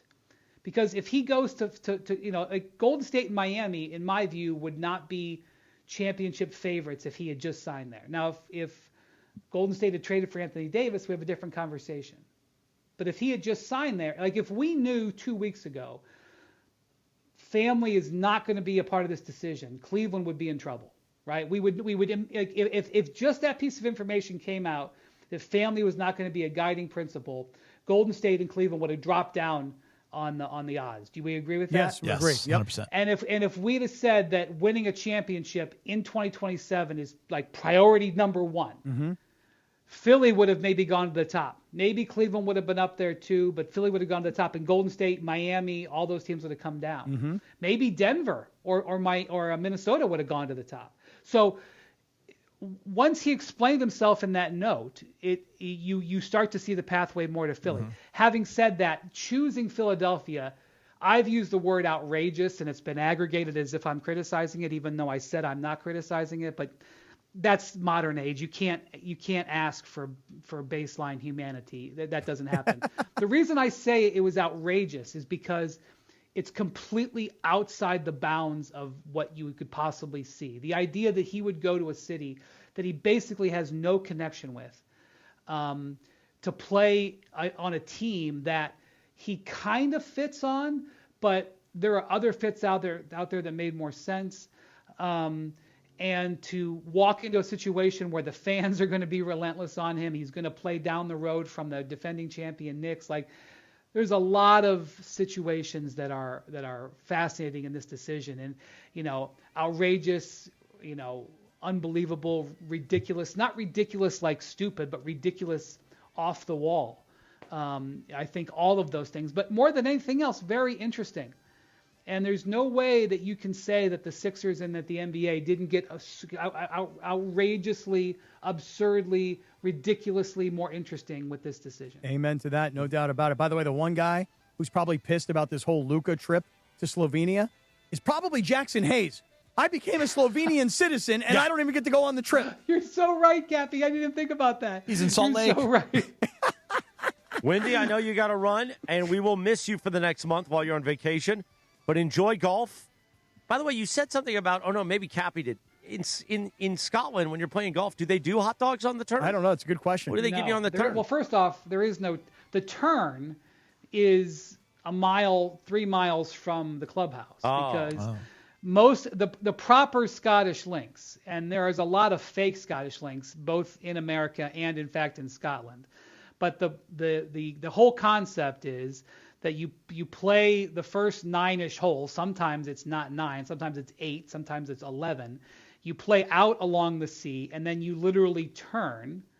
Because, St. Andrews is what's famous for, Cappy, have you played in Scotland? Have you not. Ever been over I haven't either. No. So St. Andrews is the oldest and most famous, but if you go up and down the Scottish coast, both coasts, East Coast and West Coast, there's all kinds of towns with golf courses in their center, where the first hole and the 18th hole are right next to each other, and they go out, and they go, in a lot of cases, right along the sea, and then you play a certain number of holes, and then you turn and come back, and you play the first half of the course, or third of the course, or 2/3 of the course going away from the town along the ocean or the sea, and you turn, you play the rest of it coming back. And sometimes they intersect, and there's different courses do different things.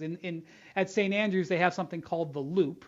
You don't act, 7, 8 begin the loop, and then you go, 9 kind of flips around, and then you don't actually sort of turn back towards the clubhouse until 12. But the turn is nothing out there, Morales. There's nothing out there. No, you don't have There's no cart girl No? or guy. Oh. No. What if you get no hungry? golf cart. In fact, no carts at all. Oh. You're walking these courses?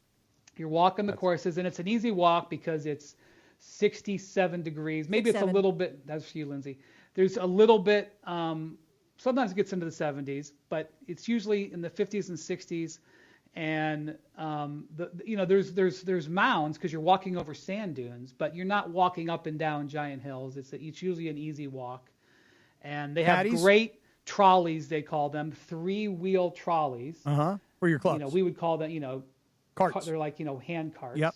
And you push them in front of you, and you do it Tom Morris didn't have a hand cart, but that's how you play in Scotland. And you get a bungee cord to tie your bag down so it doesn't fall off. A lot of wind too. The cart. I used one That's of those. proper golf. I used one of those hand trolleys at the Metro Parks golf courses back in Ohio, and it's not as exciting as a golf cart. Also, what if you get hungry? You have to carry a backpack or a cooler.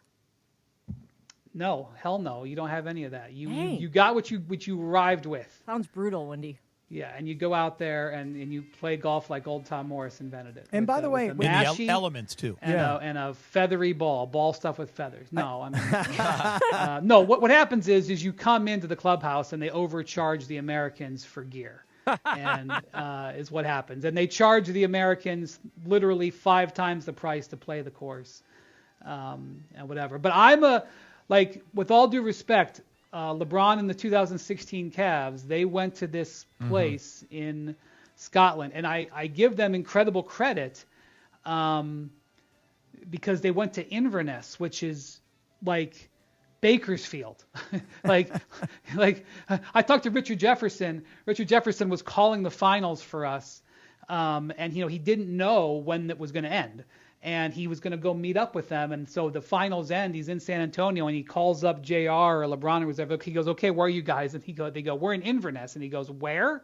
It's like a 2-hour flight north of London. Like, it's way up there. So on one hand, I say it's amazing that LeBron and those guys would go to northern Scotland to play golf. On the other hand, the course they were playing, I played it last summer, is 20 years old.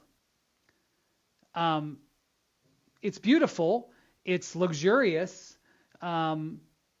It's not proper links golf, not old school in my golf. opinion. So I was a little bit bummed that LeBron's first foray to Scotland was playing at a course that's 20 years old.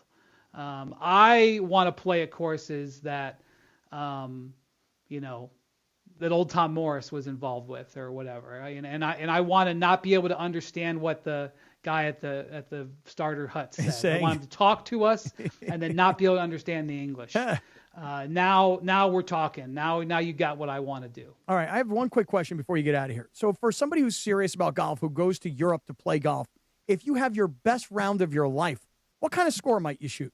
No, it's the same, roughly the same. The thing about it is if you really want to get into this, I don't want to bore the audience, but Scotland is very, very, very far north, and the courses are built on top of sand dunes. Like literally, there's the holes go in between dunes of sand, and so the grass has a lot less friction. When we hit a shot here, whether you're playing in Florida or you're playing in Kentucky, as the ball goes across the ground, the grass slows the ball down. In Scotland, for whatever reason, that grass has less friction. So the ball just keeps rolling and rolling and rolling. And this causes all kinds of interesting problems because, for example, when you're on the green, you have to account for the wind when you putt, which, I remember when I first played in Scotland, they were like, well, the wind is coming out of the right, the ball breaks to the left, but the wind is coming out of the right, so you got to play it straight. I was like, what? But because they don't stop playing golf there because of rain. The courses drink the rain because they're sand-based, and they don't really get thunderstorms. You will never, with very few exceptions, you will never stop playing a course because of rain, which is why you got to have your gear. And considering some of these courses, it's 1,000 pounds per every foursome or more. They're not slowing the course down if there's sideways rain. You're expected to play, so you better have gear to play. The only thing that really shuts down these courses is wind, because the ball can't stay on the greens. You can't put your ball on the ground. The ball will be moving around because the grass doesn't hold the ball. So it's a different type of play. So that's what, they say you hit it on the ground for a reason, because you can't control the ball when it lands as well as you can here. It's just a different style, but it's not harder or easier. It's the same quality, but distance means less. Like at the British Open 2 weeks ago, there was the guy who won, Ryan Fox, hit a 4-iron off one tee and ended up hitting the ball into bunkers that were 280 yards away. Jeez. The 4-iron, 280 yards. It's a preposterous. You can't possibly. I hit that, but because the ground doesn't stop the ball, if you get it on the right line and it hits the right bump, like I always tell a story about the first course I ever played in Scotland, which is Carnoustie, which is in the British Open Road up. And I play with the caddy, and like the second hole, there's a mound in the middle of the fairway.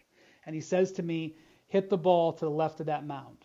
And it wasn't even like a big mound. It was just, a knob in the center of the fairway. He goes, hit the ball left of it. I hit the ball, and of course, it's traveling to the right of it. And the caddy is standing over there, and he's smoking a cigarette. And as he's seeing the ball head to the right of the mound, he very quietly pulls out my sand wedge. He's pulling my sand wedge out because he knows that if the ball lands to the right of that mound, no matter where it lands, whether it lands here or 20 yards up or 10 yards to the right or 10 yards to the left, as long as it's to the right of that mound, it's going to end up in the same pot bunker. He doesn't have to look. He knows it's going into this pot bunker because the pot bunker collects all the balls. And he knows the only way out of that pot bunker is to knock it sideways. He knows there's no chance of doing anything. So he knows. He's like, the next shot will be with the sand wedge, lad. He's not. So that's different than the way we play. But it's not harder or easier. It's just a different technique. And look, I don't hit the ball very far. So when you play courses where distance isn't a factor and it's other skills, that plays more to me. I must say, this is why I despise the British Open as one of the majors. And what you just it's the original major. I understand. Realize that. No, I do. But we don't like it, Wendy. It looks brown. It looks cold, and everything you just described about wind and rain and gear and sideways rain and wind, that sounds miserable to me. How Southern California of you? How San Diego? We want it pretty and beautiful and green. Yes. You know that they keep it brown on purpose. Yeah, I mean they could. I'm just telling you that watching it on TV sounds miserable. That's why people, hey, have you ever gone to Scotland? But no interest. They have sprinklers. They just turn them off. They want it to be brown. We want to be at a course with sprinklers on. Yeah, we want color. But there's we want resort sprinklers on the rest of the year. Cappy wants Torrey Pines all day, every day, don't you? I want fancy country clubs too that Torrey I'm not a Pines member is of. Awesome. Yeah, that's great. Torrey Pines is one of the most beautiful pieces of property in California, right? But don't you want the variety? Don't you want something different? You don't want to play Torrey Pines every week. Wendy, have you done Bandon Dunes? I have not. Cappy likes variety, but not that much variety. Do you have a hookup there? Because in Bandon Dunes, you got to book like 18 months out. Yeah. Yeah. We're going to work on that for you. Yeah, we are. By the way, I can get to Scotland as fast as I can get to Bandon Dunes as well. That's another factor. That's amazing. All right, Wendy. Wind, we love having you on the show. call him Wind? I did. I abbreviated Windy. Well, Windy's already an abbreviation. I know, but we went from Windhorse to Windy, and now I'm going one level further. I'm going into Wind. You're One hurting syllable. the branding. Really? It's Windy Wednesday. Oh, okay. You don't need it to be Wind Wednesday. Well, Brian Windhorse, Windy, we have loved having you on the show for this basketball season. You earned it. And now go on vacation, enjoy your family, enjoy your golf, enjoy the rain, the wind, the links, and we look forward to having you back when you come back. Take care. Have a great day, guys. Be well. Appreciate you, brother. The wind is real when it comes to Scotland golf. Have you played I'm not there? interested. No, but Me a lot neither. of my friends Not have. interested at Not all. interested. Yeah, you want to feel good, have a pop or whatever you're drinking. It's not even that. It's just if I'm going to be spending 5 hours playing golf or 4, you don't get wet. Well, not even that. I want it to be pretty. Yeah. So like one time Riviera we're playing and it's pouring rain and it's cold, but we're still at Riviera and it's still a beautiful place. Right. And water's dripping off of you. But you know what? You're still at Riv and it's beautiful. If I'm out in brown grass, I'm like, ugh. I know. And by the way, I don't want to travel halfway around the world, spend all this money to play golf in the freezing, windy rain. It does sound kind of miserable. It does. I don't get it. But Me neither. hey. It's all about the purity, guys. I guess so. Well, easy now. Easy with that joke around here, man. We don't like that. Maybe in your crew and with Ireland down in the South Bay, that pure works. golf is what Purity, I'm talking about. yeah. Purity. Doesn't work. Yeah, right. Listen, man. You know. This is a diverse show. You want to go hang out with your Derek Keyshawn Fisher? won't be happy. Hang out with Derek Fisher and your buddies and take a nap. Go ahead. Wow. We're back with the Lindsay segment in 2 minutes from right now. This is the Sedano and Cap Morning Show. LAFC is on a roll with 4 straight wins, and now it's a showdown at the top of the Western Conference. Third is gathered and it's scored again!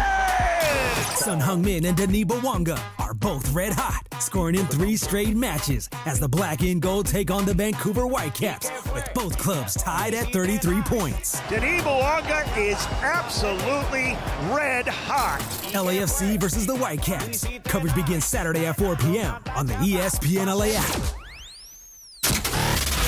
Mason in Ireland. What is John thinking about LeBron going to Philly? The OGs of LA Sports Radio. I think they're going to be absolutely loaded. If they stay healthy, I think they're going to win 55 or more games. And I now think they're the team to beat in the East. I don't know if they're good enough to beat San Antonio or Oklahoma City or maybe a surprise rising team out of the West like the Lakers or Denver or Houston, but I think they're going to win the East. What do you think? I think they are going to be in the Eastern Conference Finals and could very well beat the Knicks. That would be a great Eastern Conference Finals, by the way.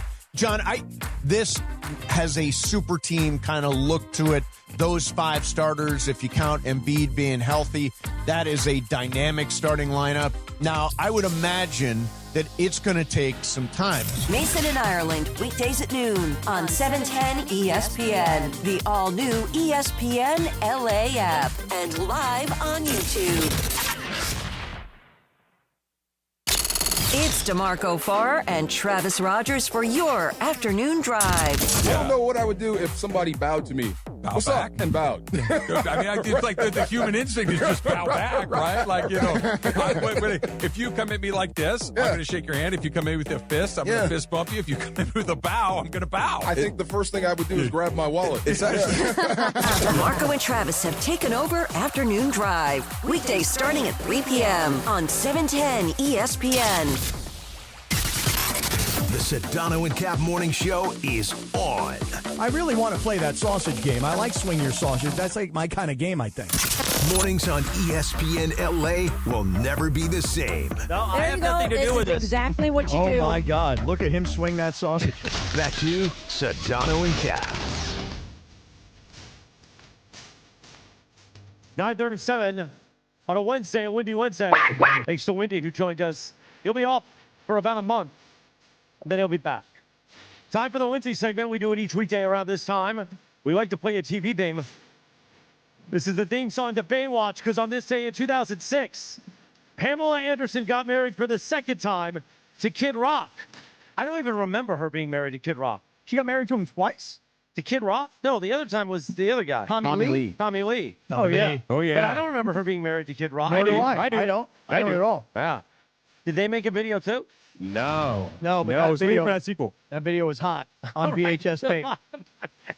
By the way, I used to hang out with Pamela Anderson after Charger games because there was a period of time where she dated the Chargers long snapper, a guy named Dave Bin, and we would all bust his chops like, bro, how does the long snapper get Pamela Anderson?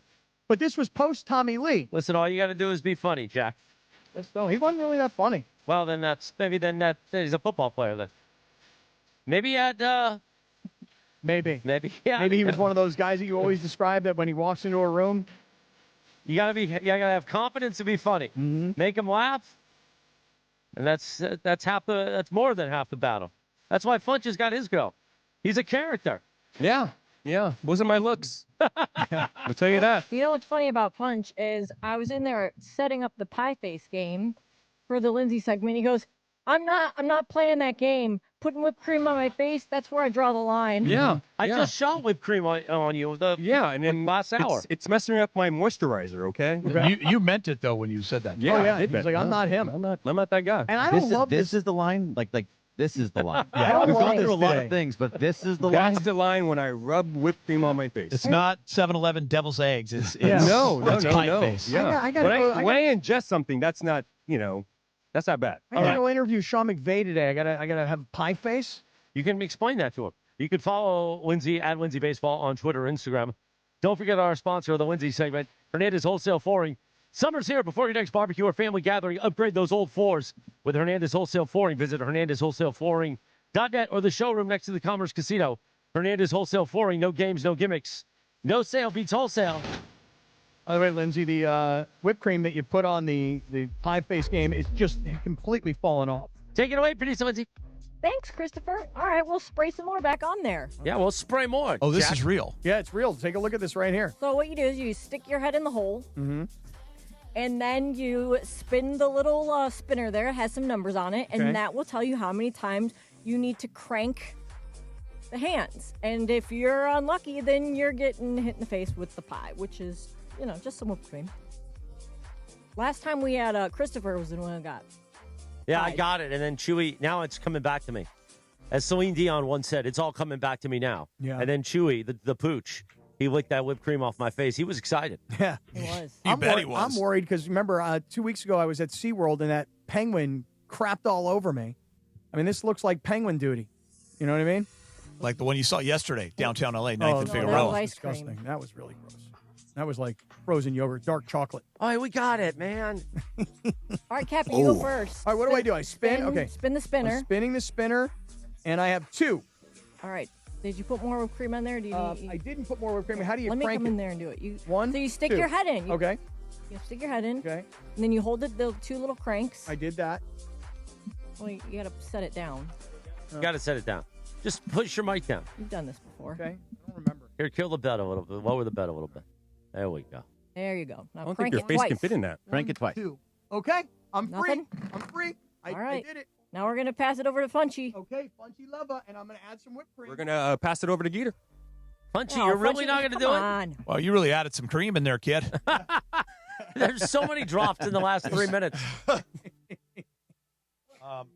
Oh, Funchy. Got on Funchy. Wait a minute, Funch, how did you put whipped cream on your Okay. hand? It fell on my hand. All right, here goes, Geet. Oh, boy, now we're making a mess, guys. Man, Mason, I'm going to be mad. What am I doing? You know who makes the biggest mess in this studio, by the way? Beto? No. Mason? Who is? I'll tell you who it is. It's Trudell. Loves his candy. Yeah. Like, I come in the day after Laker talk with Trudell and Geeter, and I'm like, Well, maybe we can No, arrange for it's- him not to be in the it's studio. Mace. oh, Mason makes the big mess. Yeah, because you come on before Mace. You don't see it. I need the schnutz. The Oh, you do need the schnutz? Yeah, this right thing. here, the Yeah, schnutz? yeah. Is that what that is? That's the schnutz, huh? All right, let's see what happens here with Geeter. He's spinning. Geeter is spinning. Uh-oh. I don't think this is good. It's 5. Oh. And All right, remember, now I stick got your head in. blown up in the face yesterday. Now we Right. got to remember, be sure to, aim yourself towards the camera. So tilt it a little bit so we can see this. All right. Say it again, Morales. I said aim yourself. Steer yourself towards the camera. Okay, there he One You on got goes. the to put your head all the way in there. Head is in. Head is in. Then you Yep, gotta there you go. You're wrap good. Here the comes sides Geeter. and crank. He's going to crank. 1, 2. Well, you're not in there. Your head's not in there. Here Stick your comes head 3, in. 4, There you go. 5. Ah! Oh, Geeter to the face. You got it. Hold Gave it. a couple extra. Yeah, hold it. Geeter, you're going to need to give him paper towel. Oh. Let him just, He's going to lick it off his face. Like he's on the Oh, my beach. God. Oh, come on. Oh, dude. no, don't do it, Don't Morales. let him. Don't do it, Don't Morales. let him- He's going don't to do stick it. Geeter's Geeter. entire nose in his mouth. There's When you guys hired There's a me, line. I said I'm down for everything. Oh, my But God. I got to tell you something. You draw the line right there? This is the 90s when I got weird. I might draw the line here now in 20. Oh, my God. I just censored myself for the first time in a long time. Wow. Wow, this is We're on beautiful. YouTube, Cappy. It's all right. Geeter took the entire whipped cream See, that would have been to me. the beak. Swimming up there like the salmon of Capistrano. To the beak. Morales was literally going to put Geeter's entire nose No, in I his was just mouth. going to lick it. Wait, I missed it. You didn't lick it? I did not. Oh. I didn't back away, though, did I? No, he you didn't. did not. You were game. I didn't. I Is thought, that where you draw the line? Well, here's the thing. We've already got the clip of me There any feeding more napkins? everybody with cream. Yeah. It's already out on social. It is? And I just thought,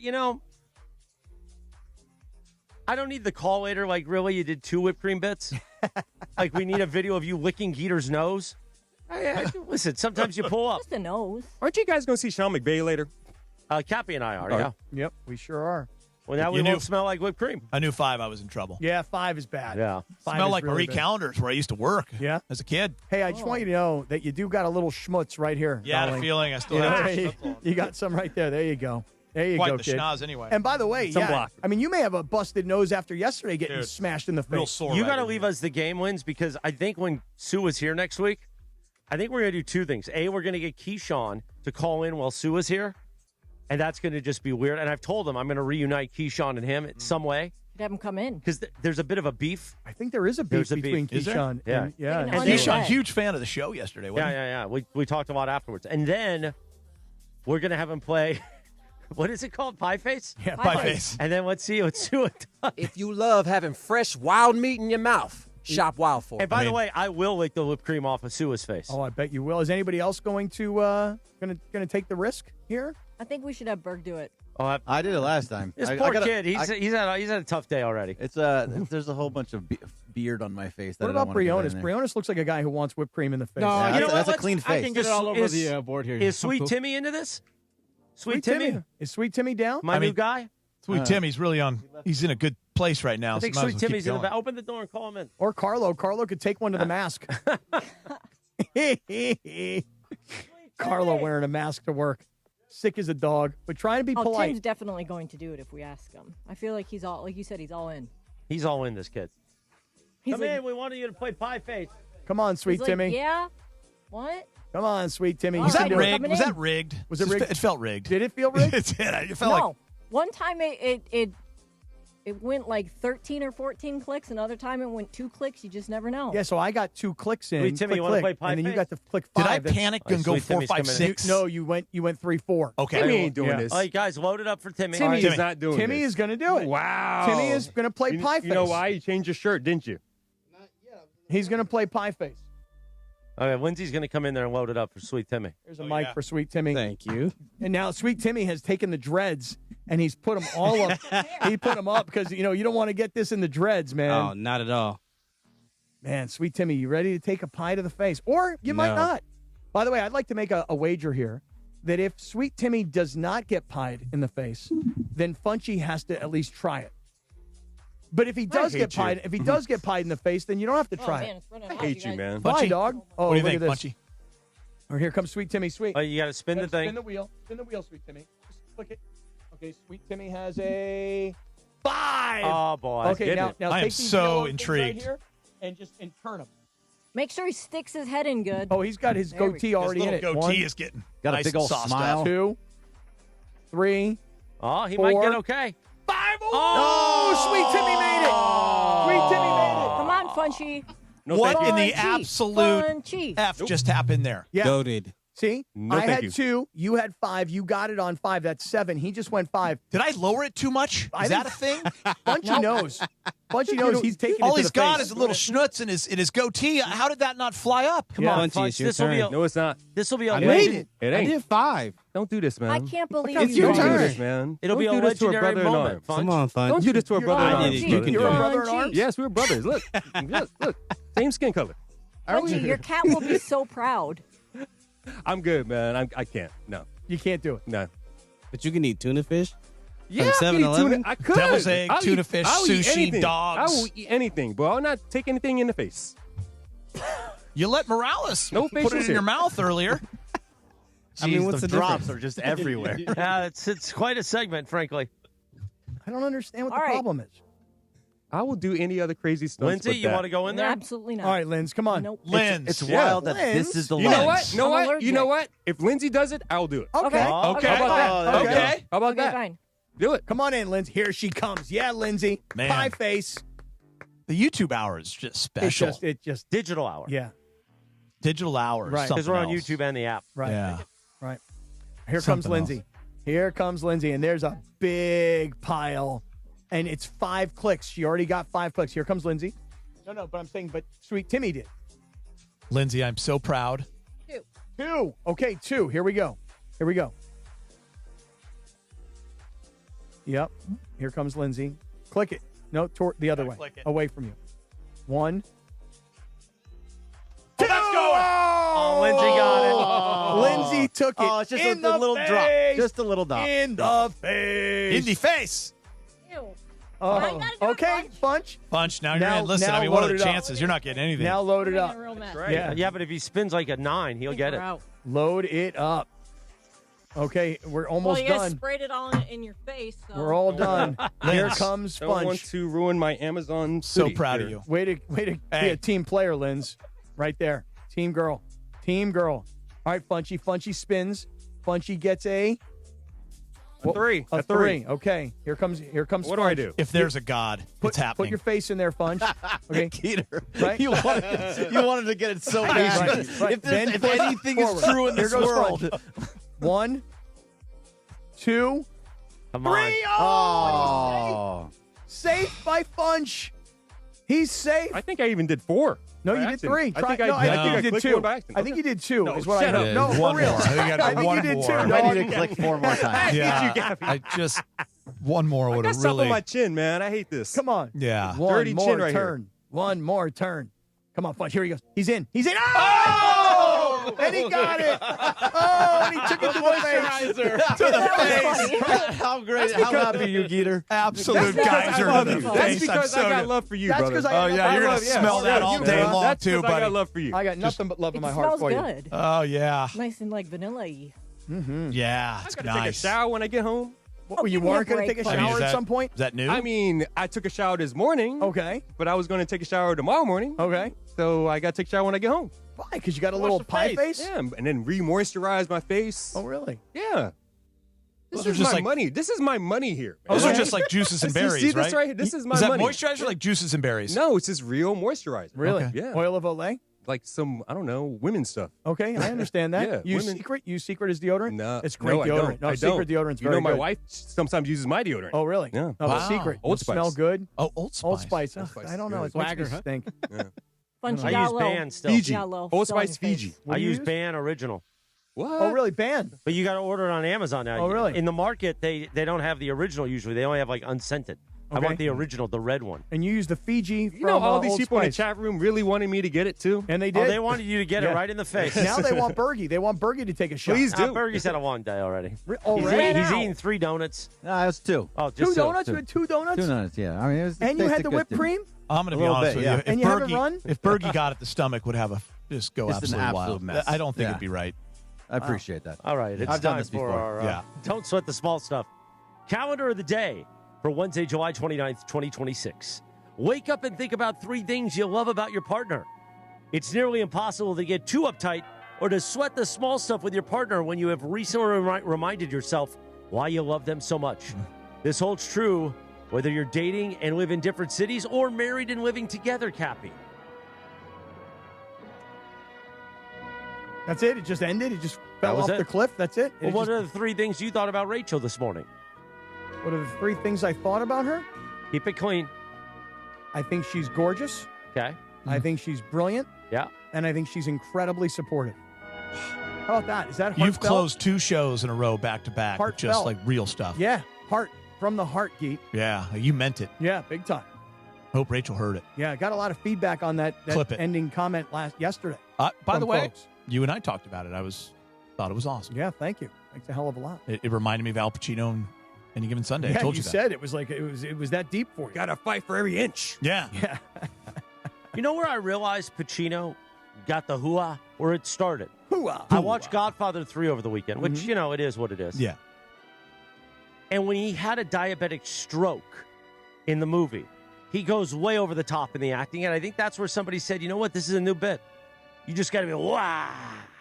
And that's where it started, I That's where think. it came from. Because Did not Scent of a know that. Woman was after Godfather 3. Way after. Where do you put 1 and 2 in your rankings of all time? 1 and 2. Really? I mean, like 2 more than 1, But I frankly. mean, all-time movies, are they at 2 the and top? 1. Yeah, 2. I'm not going to. What's the one that everybody always says is 1? No. Like Shawshank, Pulp No, Fiction. no. It's the old movie. Goodfellas. No, the old movie that's Oh. like on the AFI 100. It's the number 1. What, Moby Dick. No. What? The one that. Citizen Marlon Kane? Brando. Citizen Kane. Yeah, Citizen never- Kane. Never seen it. I The one fell about the asleep. sled? Yeah, never seen it. I fell asleep. Yeah. There was a Columbo about the Citizen Kane sled. It's a long story. Mm. Anyway, hit the thing. Time for the Dealer's Choice Real Deal. Thanks to Seller's Advantage. Want to sell your house before you call an agent? Call Seller's Advantage. They'll buy it as is with a competitive cash offer. No repairs needed. They make selling easy. Call 888-390-AS-IS for a no-obligation offer or visit sellersadvantage.com. Providence Realty, DRE 01915212. Cappy. So Dan Orlovsky, the NFL analyst from ESPN, is making headlines today by saying, and I think he actually said it yesterday, but it's getting plastered all over social Want media. me to just play it? That would be very helpful. Okay. Question. You never get a pedicure? I have never gotten a pedicure. Oh, it's a delight. I never will. Yeah, no, it's I am great. completely against pedicures for dudes. Why? What for? You're a dude. You're not supposed to get pedicures. Yes, you are. Nah, Nothing man. wrong with No, being no, no. pampered. Oh, it's a delight. No. I'm so against this. This is a thing for me. You're coming with me. Dudes should not be getting pedicures. Who am I told is laughing at this? Monica. Jay Will. Jay Will. Can we put them up there? Feel good. Jay Will. Just nasty feet, Dan. Just nasty feet. My feet are awful. I totally agree. But I'd rather have awful feet than get pedicures. Oh, come on. They have great. It's a terrible taste. You're also not the person who should be I love a pedicure. Yeah, Are you kidding? It feels fantastic. I totally agree. I've got my friends taking their teenage sons to get them. Yeah, I think it's an excellent idea. What? Yes, and you should join them. And I've just got a text here from your wife who says, yes, I think, Dan, Greeny, talk him into it. Trust me, I'm talking you into this. I know where we're going at. All right, so you can hear Mike Greenberg. This is on Get Up. And Orlovsky says, dudes should not get pedicures. Geeter, I'm going to say strong disagree here. I mean, you and I are girl dads as well. Big time. Strong disagreement. Mm-hmm. Nobody wants those nasty feet. And I think he got in too deep. I think he's lying. And I think it was too much of a bit. And it's like Frozen. He's got to let it go. Elsa, like, get it going there, bud. Like, just go and enjoy it because you get a calf massage. Right. That's you just get the it. lotion. And and by the way, you're not just sitting there getting the manicure and the whole thing. You're just getting your feet worked on. Like manicures, I could understand where it's like, as a dude, you don't maybe want your nails to look like they're polished shiny or whatever. And I like to bite my fingernails, so. There's nothing better. Ireland did that on the air yesterday because Ireland said he's never gotten a mani or pedi, and we were all stunned. John? And then he's like, and then he bit off one of his nails. I love to bite my fingernails. Thing is about my feet, though, and I've talked about this a lot. My left foot, I could be a foot model. Disgusting. Don't talk about My them. right foot is disgusting. Gee, let me show you my right foot. It's really gross. I would love to see it, but don't do it. And the heel on my right heel, like there's like they use those cheese graters. Yeah, you when got like you're a getting bunion or something. pedicure. What's that No called? bunion. Okay, it's just The dead pumice skin. stone. Like an abutment of the foot, right? And then Yeah. they like they Those are really bad, actually, Scrapers. because Scrape. they make it. They Yeah. make the skin on your feet grow back like thicker. Don't let them use those on your feet. What I would say to Dan is if you're going on vacation, tropical place, try getting a pedi before. It's one of the great feelings. You show up to that beach. Confident. Yeah. Feel good about yourself. I try and get a discount when I get a pedicure, and I don't get them that often, but when I do, I try and get a discount. I talk to these girls. I go, listen, I got no toenail on either pinky toe. So that's I got 8 of toes. 10. 8 of 10. Can you give me a 20% discount, girl? Do you mind? Never really works. Never works. But I love a pedicure. I don't get them often, but when I do, man, they are amazing. Dan Orlovsky, my brother. Dude, Dan, try I think it you're out. in too deep. Yeah. Just try it out and then report back to us. That's all I'm asking. Do one when no one knows. Get back to us. Right. Just get it back. That's all I'm asking. He also shared a picture of his feet, and they're disgusting. So he needs a pedicure. Yeah. Yeah. I mean, I wonder why he's so against it. What's he hiding? What's he harboring? He thinks it's for aqua velvas. Me personally, I am an aqua velva. So ESPN LA. I want one. I want a pedicure. I'm a big Manny guy. I like a shiny buff at the end. Yeah. Keyshawn he gets it painted clear. Mhm. I don't get it painted clear. I go shiny buff. Mm-hmm. But pedis, I do maybe once a year, but I should do it more often. But here's the problem. I dropped a piece of wood on my right big toe when I was after high school, maybe 19. And it did damage to the toenail. So they've removed it several times, and it always grows back. It looks like it's infected, but it's not. It's just that's the color. So they could permanently remove it, but it feels weird without a toenail. It's so really every time I go in, people look at it. The staff, they put on goggles. They bring out a buzzsaw. Yeah. There's a lot of foreign tongue being thrown around. So I'm just a lot of masks. I'm kind of humiliated. Yeah. Right. And by the way, don't you want to know what they're saying? Because they're chatting the whole time. Yeah. Oh, yeah. No, there's you hear one part and then you hear a lot of laughter. And then they all look at me and I'm like, all right, I'm sorry. Same problem. I broke my big right toenail years and years ago. It's never grown back right. So it grows back in two halves. Yeah. And I can't help myself. When I sit around and I get a little bit nervous, I pick off half of it, And so that's the worst. Right. And so I think a pedicure is a great thing. And as a matter of fact, you know what I'm going to do? I'm going to get home later today. I'm going to say to Rachel, girl, I'm going to take you this evening for a pedicure, and then we're going to have dinner. Because you've been gone. You've been at the. Yeah, that's Do you guaranteed. guys have action. a place that you guys go to? Well, she has a spot. You know what I mean? I've never been. I want to go. You want to go to get a pedicure? I do. My wife's been asking me to go forever. See? Go with her. You'll Say do it. yes. Yeah, do it. Just make sure she takes video of it so we have. Yeah, that's the whole. You know thing, what? right? I'll Yeah. do one. I'll do one soon. Okay. Dan Orlovsky, get a pedicure and get back to us. Don't be so judgmental. Stop panicking. Yeah, that's like saying, hey, I'll never eat broccoli. Try it out. Maybe you like it. Who's saying they won't eat broccoli? No, but you know how people are. They're like, I won't eat that. I'll never eat something like that. Like, just try it out. Before you say no, try it out. That's all I'm saying. The 9 o'clock hour, always made possible by our friend Jacob Emrani. If you're injured in an accident, call Jacob. 800-345-6789. That's 800-345-6789 or call Jacob.